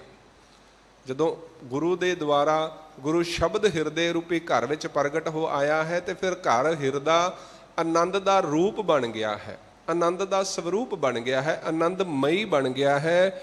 ਮੂਲ RAM, ਉਹ ਜੋ RAM ਸਾਰੀ ਸ੍ਰਿਸ਼ਟੀ ਦਾ ਮੂਲ ਹੈ, ਮੁੱਢ ਹੈ, ਉਸੇ ਤੋਂ ਸ਼ੁਰੂਆਤ ਹੋਈ ਹੈ। उस परमेश्वर ने ही ये सारी कायनात दृष्टमान संसार रचिया है। कोट ब्रह्मांड को ठाकुर स्वामी सर्ब जियां का दाता रे। वो सारिया जियां नू दाता देण वाला है, सारिया नू सारे सुख देण वाला है, मूल है। दद्दा दाता एक है, सबको देवनहार। देंदे टोट ना आवई, अगणत भरे भंडार। ਉਹਦੇ ਕੋਲ ਕਿਸੇ ਗੱਲ ਦੀ ਕਮੀ ਨਹੀਂ ਹੈ। ਉਹ ਸਾਰਿਆਂ ਵਿੱਚ ਵਸਿਆ ਹੋਇਆ ਦੇਖਿਆ, ਗੁਰੂ ਦੇ ਦੁਆਰਾ ਉਸ ਨੂੰ ਦੇਖਿਆ ਹੈ, ਸਮਝਿਆ ਹੈ। ਗੁਰ ਸ਼ਬਦੀ ਗੋਬਿੰਦ ਗੱਜਿਆ। ਗੱਜਿਆ ਤੋਂ ਭਾਵ ਹੈ ਗਰਜਣਾ, ਪ੍ਰਗਟ ਹੋਣਾ। ਜਿਵੇਂ ਬੱਦਲ ਪ੍ਰਗਟ ਹੁੰਦਾ ਹੈ ਤੇ ਨਾਲ ਹੀ ਗਰਜਣਾ ਪ੍ਰਗਟ ਹੋ ਜਾਂਦੀ ਹੈ। ਜਿਨ੍ਹਾਂ ਦੇ ਹਿਰਦੇ ਰੂਪੀ ਘਰ ਦੇ ਵਿੱਚ ਗੁਰੂ ਦਾ ਸ਼ਬਦ ਪ੍ਰਗਟ ਹੋ ਜਾਂਦਾ ਹੈ ਨਾ, ਫਿਰ ਉਹ ਚੁੱਪ ਨਹੀਂ ਰਹਿ ਸਕਦਾ। ਉਹ ਅਨਿਆਂ ਨੂੰ ਦੇਖ ਕੇ, ਬੇਈਮਾਨੀ ਨੂੰ ਦੇਖ ਕੇ ਉਹ ਚੁੱਪ ਨਹੀਂ ਰਹਿ ਸਕਦਾ। ਉਹ ਬੋਲਦਾ ਹੈ, ਉਹ ਗਰਜਦਾ ਹੈ। ਗੁਰੂ ਨਾਨਕ ਸਾਹਿਬ ਸੰਸਾਰ ਵਿੱਚ ਗਰਜੇ। ਉਹਨਾਂ ਨੇ ਸੰਸਾਰ ਵਿੱਚ ਪਰਮੇਸ਼ਵਰ ਦੇ ਗਿਆਨ ਨੂੰ ਪ੍ਰਗਟ ਕੀਤਾ, ਦੁਨੀਆ ਦੇ ਲੋਕਾਂ ਨੂੰ ਦੱਸਿਆ ਕਿ ਦੁਨੀਆ ਦੇ ਲੋਕੋ, ਪਰਮੇਸ਼ਵਰ ਨੇ ਹੀ ਸਾਰੀ ਸ੍ਰਿਸ਼ਟੀ ਨੂੰ ਬਣਾਇਆ ਹੈ, ਉਹੀ ਚਲਾ ਰਿਹਾ ਹੈ। ਜਿਨ੍ਹਾਂ ਤਾਕਤਾਂ ਨੂੰ ਮਨੁੱਖ ਪਰਮੇਸ਼ਵਰ ਸਮਝੀ ਬੈਠਾ ਸੀ, ਸਤਿਗੁਰ ਕਹਿੰਦੇ ਇਹ ਸਾਰੇ ਮਨੁੱਖ ਦੀਆਂ ਸੇਵਾਦਾਰ ਤਾਕਤਾਂ ਹਨ। ਚਾਹੇ ਸੂਰਜ ਹੈ, ਚੰਦਰਮਾ ਹੈ, ਤਾਰੇ ਹਨ, ਚਾਹੇ ਵਨਸਪਤੀ ਹੈ, ਇਹ ਸਭ ਮਨੁੱਖ ਦੀ ਸੇਵਾ ਵਿੱਚ ਹਨ। ਭੈ ਵਿੱਚ ਪਵਨ ਵਹਿ ਸਦ ਵਾਓ, ਭੈ ਵਿੱਚ ਚੱਲੈ ਲੱਖ ਦਰਿਆਓ, ਭੈ ਵਿੱਚ ਅਗਨ ਕੱਢੈ ਵੇਗਾਰ, ਭੈ ਵਿੱਚ ਧਰਤੀ ਦੱਬੀ ਭਾਰ। ਹਰ ਇੱਕ ਜੀਵ, ਹਰ ਇੱਕ ਵਸਤੂ ਪਰਮੇਸ਼ਵਰ ਦੇ ਭੈ ਵਿੱਚ ਹੈ। ਪਰ ਮਨੁੱਖ ਨੂੰ ਪਰਮੇਸ਼ਵਰ ਨੇ ਭੈ ਵਿੱਚ ਨਹੀਂ, ਭਾਉ ਵਿੱਚ ਰੱਖਿਆ ਹੈ। ਜੇ ਮਨੁੱਖ ਭਾਉ ਵਿੱਚ ਰਹੇ, ਪਰਮੇਸ਼ਵਰ ਦੇ ਅਦਬ ਵਿੱਚ ਰਹੇ, ਤੇ ਪਰਮੇਸ਼ਵਰ ਤੋਂ ਸਾਰੀਆਂ ਤਾਕਤਾਂ ਲੈ ਸਕਦਾ ਹੈ। ਮੇਰੀ ਬਾਂਦੀ ਭਗਤ ਛਡਾਵੈ, ਬੰਧੈ ਭਗਤ ਨਾ ਛੂਟੈ, ਮੋਹ ਹੈ ਏਕ ਸਮੈ ਮੋਕੋ ਗਹਿ ਬੰਧੈ, ਤੋ ਮੋਪੈ ਜਵਾਬ ਨਾ ਹੋਵੈ। ਮਨੁੱਖ ਕੋਲ ਇੰਨੀ ਤਾਕਤ ਹੈ। ਗੁਰੂ ਦੀ ਕਿਰਪਾ ਦੇ ਨਾਲ ਪਰਮੇਸ਼ਵਰ ਨੇ ਇਸ ਨੂੰ ਇੰਨਾ ਸੁਪਰੀਮ ਬਣਾਇਆ ਹੈ। ਅਗਰ ਭਾਉ ਦੇ ਵਿੱਚ ਰਹੇਗਾ, ਅਦਬ ਦੇ ਵਿੱਚ ਰਹੇਗਾ, ਹੁਕਮ ਦੇ ਵਿੱਚ ਰਹੇਗਾ, ਤੇ ਪਰਮਾਤਮਾ ਇਹਦੀਆਂ ਸਾਰੀਆਂ ਗੱਲਾਂ ਮੰਨਣ ਨੂੰ ਤਿਆਰ ਹੈ। ਬਾਕੀ ਸਾਰੇ ਪਰਮੇਸ਼ਵਰ ਦੇ ਹੁਕਮ ਵਿੱਚ ਚੱਲਦੇ ਹਨ। ਪਰਮੇਸ਼ਵਰ ਆਪਣੇ ਪਿਆਰਿਆਂ ਦੇ ਹੁਕਮ ਵਿੱਚ ਚੱਲਦਾ ਹੈ। ਦੇਖੋ ਕਿੱਡੀ ਵੱਡੀ ਗੱਲ ਹੈ। ਸਤਿਗੁਰ ਕਹਿੰਦੇ ਆਪਣੇ ਸੇਵਕ ਕੀ ਆਪੇ ਰਾਖੈ, ਆਪੇ ਨਾਮ ਜਪਾਵੈ, ਜਹ ਜਹ ਕਾਜ ਕਿਰਤ ਸੇਵਕ ਕੀ, ਤਹਾਂ ਤਹਾਂ ਉਠ ਧਾਵੈ। ਸੇਵਕ ਕੋ ਨਿਕਟੀ ਹੋਏ ਦਿਖਾਵੈ, ਜੋ ਜੋ ਕਹਿ ਠਾਕੁਰ ਪਹਿ ਸੇਵਕ, ਤਤਕਾਲ ਹੋਏ ਆਵੈ। ਇੰਨੀ ਵੱਡੀ ਅਵਸਥਾ ਮਨੁੱਖ ਨੂੰ ਦਿੱਤੀ ਹੈ ਪਰਮੇਸ਼ਵਰ ਨੇ। ਪਰ ਜਦੋਂ ਅਸੀਂ ਗੁਰਮਤਿ ਦੇ ਦੁਆਰਾ ਉਸ ਪਰਮੇਸ਼ਵਰ ਦੇ ਚਰਨਾਂ ਵਿੱਚ ਆਪਣੇ ਮਨ ਨੂੰ ਹਾਜ਼ਰ ਰੱਖਦੇ ਹਾਂ, ਸੋ ਸਤਿਗੁਰ ਪਾਤਸ਼ਾਹ ਬਖਸ਼ਿਸ਼ ਕਰ ਰਹੇ ਹਨ। ਗੁਰੂ ਸ਼ਬਦ ਦੇ ਦੁਆਰਾ ਉਹ ਜੋ ਆਨੰਦ ਮੂਲ ਪਰਮੇਸ਼ਵਰ ਹੈ, ਉਹ ਹਿਰਦੇ ਰੂਪੀ ਘਰ ਵਿੱਚ ਪ੍ਰਗਟ ਹੋ ਆਇਆ ਹੈ। ਆਦ ਜੁਗਾਦ ਪਰਮੇਸ਼ਵਰ ਜੋ ਹੈ ਉਹ ਮੁੱਢ ਤੋਂ ਹੈ। ਵੇਸ ਹਰ ਏਕੋ, ਮਤ ਗੁਰਮਤਿ ਹਰ ਪ੍ਰਭ ਭਜਿਆ। ਸਤਿਗੁਰ ਕਹਿੰਦੇ ਉਹ ਪਰਮੇਸ਼ਵਰ ਆਦ ਹੈ, ਇਹ ਸ੍ਰਿਸ਼ਟੀ ਦਾ ਮੂਲ ਹੈ। ਜੁਗਾਦ, ਜਦੋਂ ਯੁਗਾਂ ਦਾ ਆਦ ਹੋਇਆ ਹੈ, ਉਦੋਂ ਵੀ ਪਰਮੇਸ਼ਵਰ ਹੀ ਹੈ। ਵੇਸ ਹਰ ਏਕੋ, ਤੇ ਮੁੱਢ ਤੋਂ ਲੈ ਕੇ ਵਰਤਮਾਨ ਤੱਕ ਉਹਦੇ ਵਿੱਚ ਕੋਈ ਤਬਦੀਲੀ ਨਹੀਂ ਹੈ। ਸੰਸਾਰ ਵਿੱਚ ਅਸੀਂ ਬਹੁਤ ਬਦਲਾਵ ਦੇਖੇ ਹਨ। ਘਰ ਬਦਲ ਗਏ, ਰਸਤੇ ਬਦਲ ਗਏ, ਪਹਿਰਾਵੇ ਬਦਲ ਗਏ, ਖਾਣ ਪਾਨ ਬਦਲ ਗਏ, ਜੀਵਨ ਵਿੱਚ ਬਹੁਤ ਬਦਲਾਵ ਹੈ। ਪਰ ਪਰਮੇਸ਼ਵਰ ਦੇ ਵਿੱਚ ਕੋਈ ਬਦਲਾਵ ਨਹੀਂ ਹੈ। ਆਦ ਜੁਗਾਦ ਵੇਸ ਹਰ ਏਕੋ, ਮਤ ਗੁਰਮਤਿ ਹਰ ਪ੍ਰਭ ਭਜਿਆ। ਇਹ ਅਵਸਥਾ ਉਹਨਾਂ ਨੂੰ ਪ੍ਰਾਪਤ ਹੋਈ ਜਿਨ੍ਹਾਂ ਨੇ ਆਪਣੀ ਮਤ ਅੰਦਰ ਗੁਰਮਤਿ ਦੇ ਦੁਆਰਾ ਉਸ ਪਰਮੇਸ਼ਵਰ ਨੂੰ ਭਜਿਆ ਹੈ, ਸਿਮਰਿਆ ਹੈ। ਵੈਸੇ ਇਹ ਪਤਾ ਨਹੀਂ ਲੱਗਦਾ। ਜੋ ਗੁਰੂ ਸਾਹਿਬ ਸਾਨੂੰ ਦੱਸ ਰਹੇ ਹਨ, ਅਸੀਂ ਸੁਣ ਸਕਦੇ ਹਾਂ, ਕਹਿ ਸਕਦੇ ਹਾਂ, ਲੇਕਿਨ ਸਮਝ ਅਸਲ ਵਿੱਚ ਜੀਵਨ ਵਿੱਚ ਉਦੋਂ ਪ੍ਰਗਟ ਹੁੰਦੀ ਹੈ ਜਦੋਂ ਅਸੀਂ ਗੁਰਮਤਿ ਦੇ ਦੁਆਰਾ ਗੁਰੂ ਦੀ ਮੱਤ ਨੂੰ ਆਪਣੇ ਮਨ ਵਿੱਚ ਧਾਰਨ ਕਰਦੇ ਹਾਂ। ਸਤਿਗੁਰ ਕਹਿੰਦੇ ਹਨ, ਆਦ ਜੁਗਾਦ ਵੇਸ ਹਰ ਏਕੋ, ਮਤ ਗੁਰਮਤਿ ਹਰ ਪ੍ਰਭ ਭਜਿਆ। ਜਿਨ੍ਹਾਂ ਨੇ ਗੁਰੂ ਦੀ ਮੱਤ ਦੇ ਦੁਆਰਾ ਪਰਮੇਸ਼ਰ ਨੂੰ ਭਜਿਆ ਹੈ, ਸਿਮਰਿਆ ਹੈ। ਯਤਨ ਤੇ ਬਹੁਤ ਕਰਦੇ ਹਨ, ਕਈ ਸਾਧਨ ਹਨ। ਕੋਈ ਕਿਸੇ ਤਰੀਕੇ ਦੇ ਨਾਲ, ਕੋਈ ਕਿਸੇ ਤਰੀਕੇ ਦੇ ਨਾਲ ਪਰਮੇਸ਼ਰ ਦੀ ਪ੍ਰਾਪਤੀ ਦਾ ਯਤਨ ਕਰਦਾ ਹੈ। ਪਰ ਕਲਯੁਗ ਦੇ ਅੰਦਰ ਗੁਰੂ ਨਾਨਕ ਸਾਹਿਬ ਜੀ ਨੇ ਸਾਨੂੰ ਜੋ ਮੰਤਰ ਬਖਸ਼ਿਸ਼ ਕੀਤਾ ਹੈ ਉਹ ਹੈ ਸਿਮਰਨ, ਉਹ ਹੈ ਚੇਤਾ, ਉਹ ਹੈ ਪਰਮੇਸ਼ਵਰ ਦੀ ਯਾਦ ਹਿਰਦੇ ਵਿੱਚ ਰਹੇ। ਇਹ ਸਭ ਤੋਂ ਵੱਡਾ ਕਰਮ ਹੈ ਕਲਯੁਗ ਦੇ ਅੰਦਰ। ਨਾਨਕ ਕੇ ਘਰ ਕੇਵਲ ਨਾਮ, ਗੁਰੂ ਨਾਨਕ ਸਾਹਿਬ ਜੀ ਨੇ ਕੇਵਲ ਨਾਮ, ਚੇਤਾ, ਪਰਮੇਸ਼ਵਰ ਦਾ ਉਪਦੇਸ਼ ਸਾਨੂੰ ਬਖਸ਼ਿਸ਼ ਕੀਤਾ ਹੈ। ਸੋ ਸਤਿਗੁਰੂ ਪਾਤਸ਼ਾਹ ਬਖਸ਼ਿਸ਼ ਕਰਦੇ ਹਨ, ਉਹਨਾਂ ਨੂੰ ਉਸ ਪਰਮੇਸ਼ਵਰ ਦਾ ਸਵਰੂਪ ਸਮਝ ਵਿੱਚ ਆਇਆ ਹੈ ਜੋ ਪਰਮੇਸ਼ਵਰ ਨੂੰ ਗੁਰੂ ਦੇ ਦੁਆਰਾ ਸਿਮਰਦੇ ਹਨ। ਹਰ ਦੇਵਹੁ ਦਾਨ ਦਇਆਲ ਪ੍ਰਭ, ਜਨ ਰਾਖਹੁ ਹਰ ਪ੍ਰਭ ਲੱਜਿਆ। ਹਰ ਦੇਵਹੁ ਦਾਨ ਦਇਆਲ ਪ੍ਰਭ, ਇਹ ਪਰ ਵਿਸ਼ੇਸ਼ ਕਰਕੇ ਪੰਜਾਂ ਤੱਤਾਂ ਤੋਂ ਪਰੇ ਪਰਮੇਸ਼ਵਰ ਆਪਣੀ ਕਿਰਪਾ ਦਾ, ਆਪਣੇ ਚੇਤੇ ਦਾ, ਆਪਣੇ ਨਾਮ ਦਾ ਦਾਨ ਬਖਸ਼ਿਸ਼ ਕਰੋ। ਜਨ ਰਾਖਹੁ ਹਰ ਪ੍ਰਭ ਲੱਜਿਆ। ਹੇ ਪਰਮਾਤਮਾ, ਆਪਣੇ ਜਨ ਦੀ ਤੁਸੀਂ ਹਮੇਸ਼ਾ ਹੀ ਲਾਜ ਰੱਖੀ ਹੈ, ਸਾਡੀ ਵੀ ਰੱਖੋ। ਗੁਰੂ ਰਾਮਦਾਸ ਪਾਤਸ਼ਾਹ ਸਾਡੇ ਵਾਸਤੇ ਸਤਿਗੁਰ ਦੇ ਚਰਨਾਂ ਵਿੱਚ ਅਰਦਾਸ ਬੇਨਤੀ ਕਰਦੇ ਹਨ। ਸਾਨੂੰ ਉੱਤਮ ਪੁਰਸ਼ ਹੋ ਕਰਕੇ ਇਹ ਉਪਦੇਸ਼ ਬਖਸ਼ਿਸ਼ ਕਰ ਰਹੇ ਹਨ। ਜਨ ਰਾਖਹੁ ਹਰ ਪ੍ਰਭ ਲੱਜਿਆ, ਅਬ ਰਾਖਹੁ ਦਾਸ ਭਾਟ ਕੀ ਲਾਜ। ਜੈਸੀ ਰਾਖੀ ਲਾਜ ਭਗਤ ਪ੍ਰਹਿਲਾਦ ਕੀ। ਜਿਵੇਂ ਭੱਟ ਸਾਹਿਬਾਨ ਬੇਨਤੀ ਕਰਦੇ ਹਨ ਨਾ ਸਤਿਗੁਰ ਦੇ ਚਰਨਾਂ ਵਿੱਚ, ਹਮ ਅਵਗੁਣ ਭਰੇ ਏਕ ਗੁਣ ਨਾਹੀ, ਅੰਮ੍ਰਿਤ ਛਾੜ ਬਿਖੈ ਬਿਖ ਖਾਈ, ਮਾਇਆ ਮੋਹ ਭਰਮ ਪੈ ਭੂਲੇ, ਸੁਤ ਦਾਰਾ ਸਿਉ ਪ੍ਰੀਤ ਲਗਾਈ। ਇੱਕ ਉੱਤਮ ਪੰਥ ਸੁਣਿਓ ਗੁਰ ਸੰਗਤ, ਤਿਹ ਮਿਲੰਤ ਜਮ ਤਰਾਸ ਮਿਟਾਈ। ਇੱਕ ਅਰਦਾਸ ਭਾਟ ਕੀਰਤ ਕੀ, ਗੁਰੂ ਰਾਮਦਾਸ ਰਾਖਹੁ ਸ਼ਰਨਾਈ। ਅਸੀਂ ਵੀ ਸਤਿਗੁਰ ਦੇ ਚਰਨਾਂ ਵਿੱਚ ਅਰਦਾਸ ਕਰੀਏ, ਸਤਿਗੁਰ ਵਕਤ ਪੈਣ ਤੇ ਸਾਡੀ ਵੀ ਲਾਜ ਰੱਖਿਓ, ਸਾਡੀ ਵੀ ਸਹਾਇਤਾ ਕਰਿਓ। ਸਭ ਧੰਨ ਕਹੋ ਗੁਰ ਸਤਿਗੁਰੂ, ਗੁਰ ਸਤਿਗੁਰ ਜਿਤ ਮਿਲ ਹਰ ਪੜਦਾ ਕੱਜਿਆ। ਸਤਿਗੁਰ ਕਹਿੰਦੇ, ਹੈ ਭਾਈ, ਇਸ ਰਸਨਾ ਦੇ ਨਾਲ ਐਸੇ ਸਤਿਗੁਰ ਨੂੰ ਸਦਾ ਧੰਨ ਕਹੋ। ਧੰਨ ਗੁਰੂ ਨਾਨਕ, ਧੰਨ ਗੁਰੂ ਨਾਨਕ, ਧੰਨ ਗੁਰੂ ਨਾਨਕ, ਧੰਨ ਗੁਰੂ ਹਰਿਕ੍ਰਿਸ਼ਨ ਸਾਹਿਬ ਮਹਾਰਾਜ, ਧੰਨ ਗੁਰੂ ਤੇਗ ਬਹਾਦਰ ਸਾਹਿਬ ਮਹਾਰਾਜ, ਧੰਨ ਗੁਰੂ ਕਲਗੀਧਰ ਦਸ਼ਮੇਸ਼ ਪਿਤਾ। ਸਦਾ ਐਸੇ ਸਤਿਗੁਰ ਨੂੰ ਧੰਨ ਕਹੀਏ ਜਿਸ ਸਤਿਗੁਰ ਨੇ ਸਾਡਾ ਪਰਦਾ ਕੱਜਿਆ ਹੈ, ਜਿਸ ਸਤਿਗੁਰ ਨੇ ਸਾਨੂੰ ਇਹ ਸਵਰੂਪ ਬਖਸ਼ਿਸ਼ ਕੀਤਾ ਹੈ, ਜਿਸ ਸਤਿਗੁਰ ਨੇ ਸਾਨੂੰ ਇਹ ਮਾਣ ਵਡਿਆਈ ਬਖਸ਼ਿਸ਼ ਕੀਤੀ ਹੈ। ਹਮ ਰੁਲਤੇ ਫਿਰਤੇ ਕੋਈ ਬਾਤ ਨਾ ਪੁੱਛਤਾ, ਗੁਰ ਸਤਿਗੁਰ ਸੰਗ ਕੀਰੇ ਹਮ ਥਾਪੇ। ਇਹ ਜੋ ਰੁਤਬੇ ਹਨ, ਇਹ ਜੋ ਮਾਣ ਵਡਿਆਈਆਂ ਹਨ, ਇਹ ਸਰਦਾਰੀਆਂ ਹਨ, ਇਹ ਗੁਰੂ ਦੀ ਬਖਸ਼ਿਸ਼ ਹੈ, ਇਹ ਗੁਰੂ ਦੀ ਦੇਣ ਹੈ। ਇੱਕ ਵਕਤ ਐਸਾ ਵੀ ਸੀ ਜਦੋਂ ਇਸ ਭਾਰਤ ਦੀ ਮਨੁੱਖਤਾ ਨੂੰ ਦੁਨਿਆਵੀ ਸੁੱਖ ਭੋਗਣ ਦਾ ਅਧਿਕਾਰ ਨਹੀਂ ਸੀ। ਬੜੀ ਦਇਨੀय ਦਸ਼ਾ ਸੀ।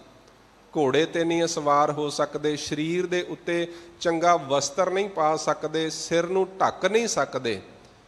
ਕਿੰਨਾ ਮੁਸ਼ਕਲ ਵਿਖੜੇ ਪੈਂਡਿਆਂ ਦੇ ਵਿੱਚੋਂ ਇੱਥੋਂ ਦੀ ਮਨੁੱਖਤਾ ਲੰਘੀ ਹੈ।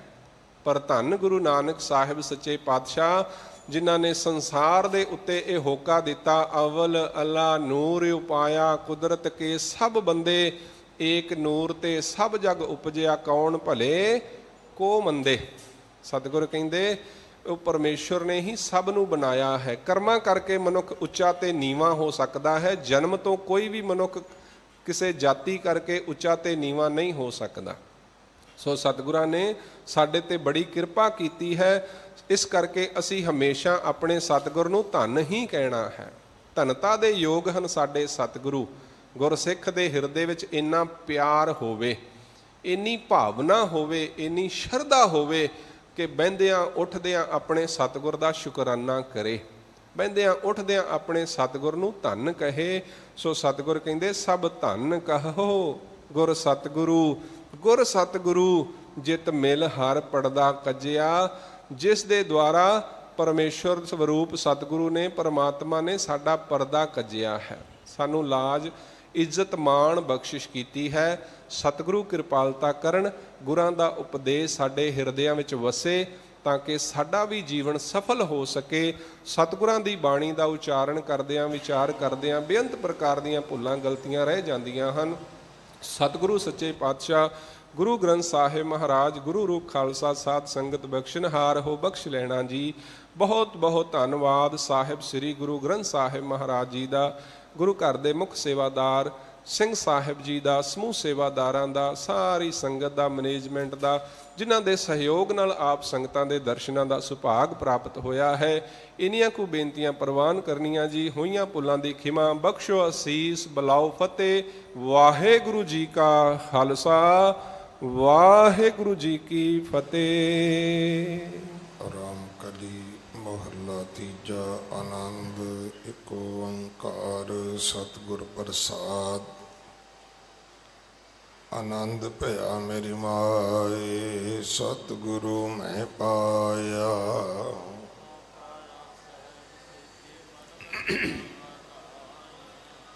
ਰਾਗ ਰਤਨ ਪਰਵਾਰ ਪਰੀਆਂ ਸ਼ਬਦ ਗਾਵਣ ਆਈਆਂ।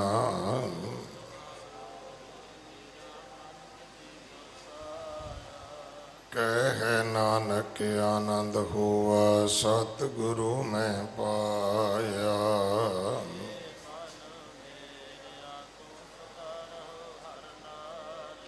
ਹਰ ਨਾਲ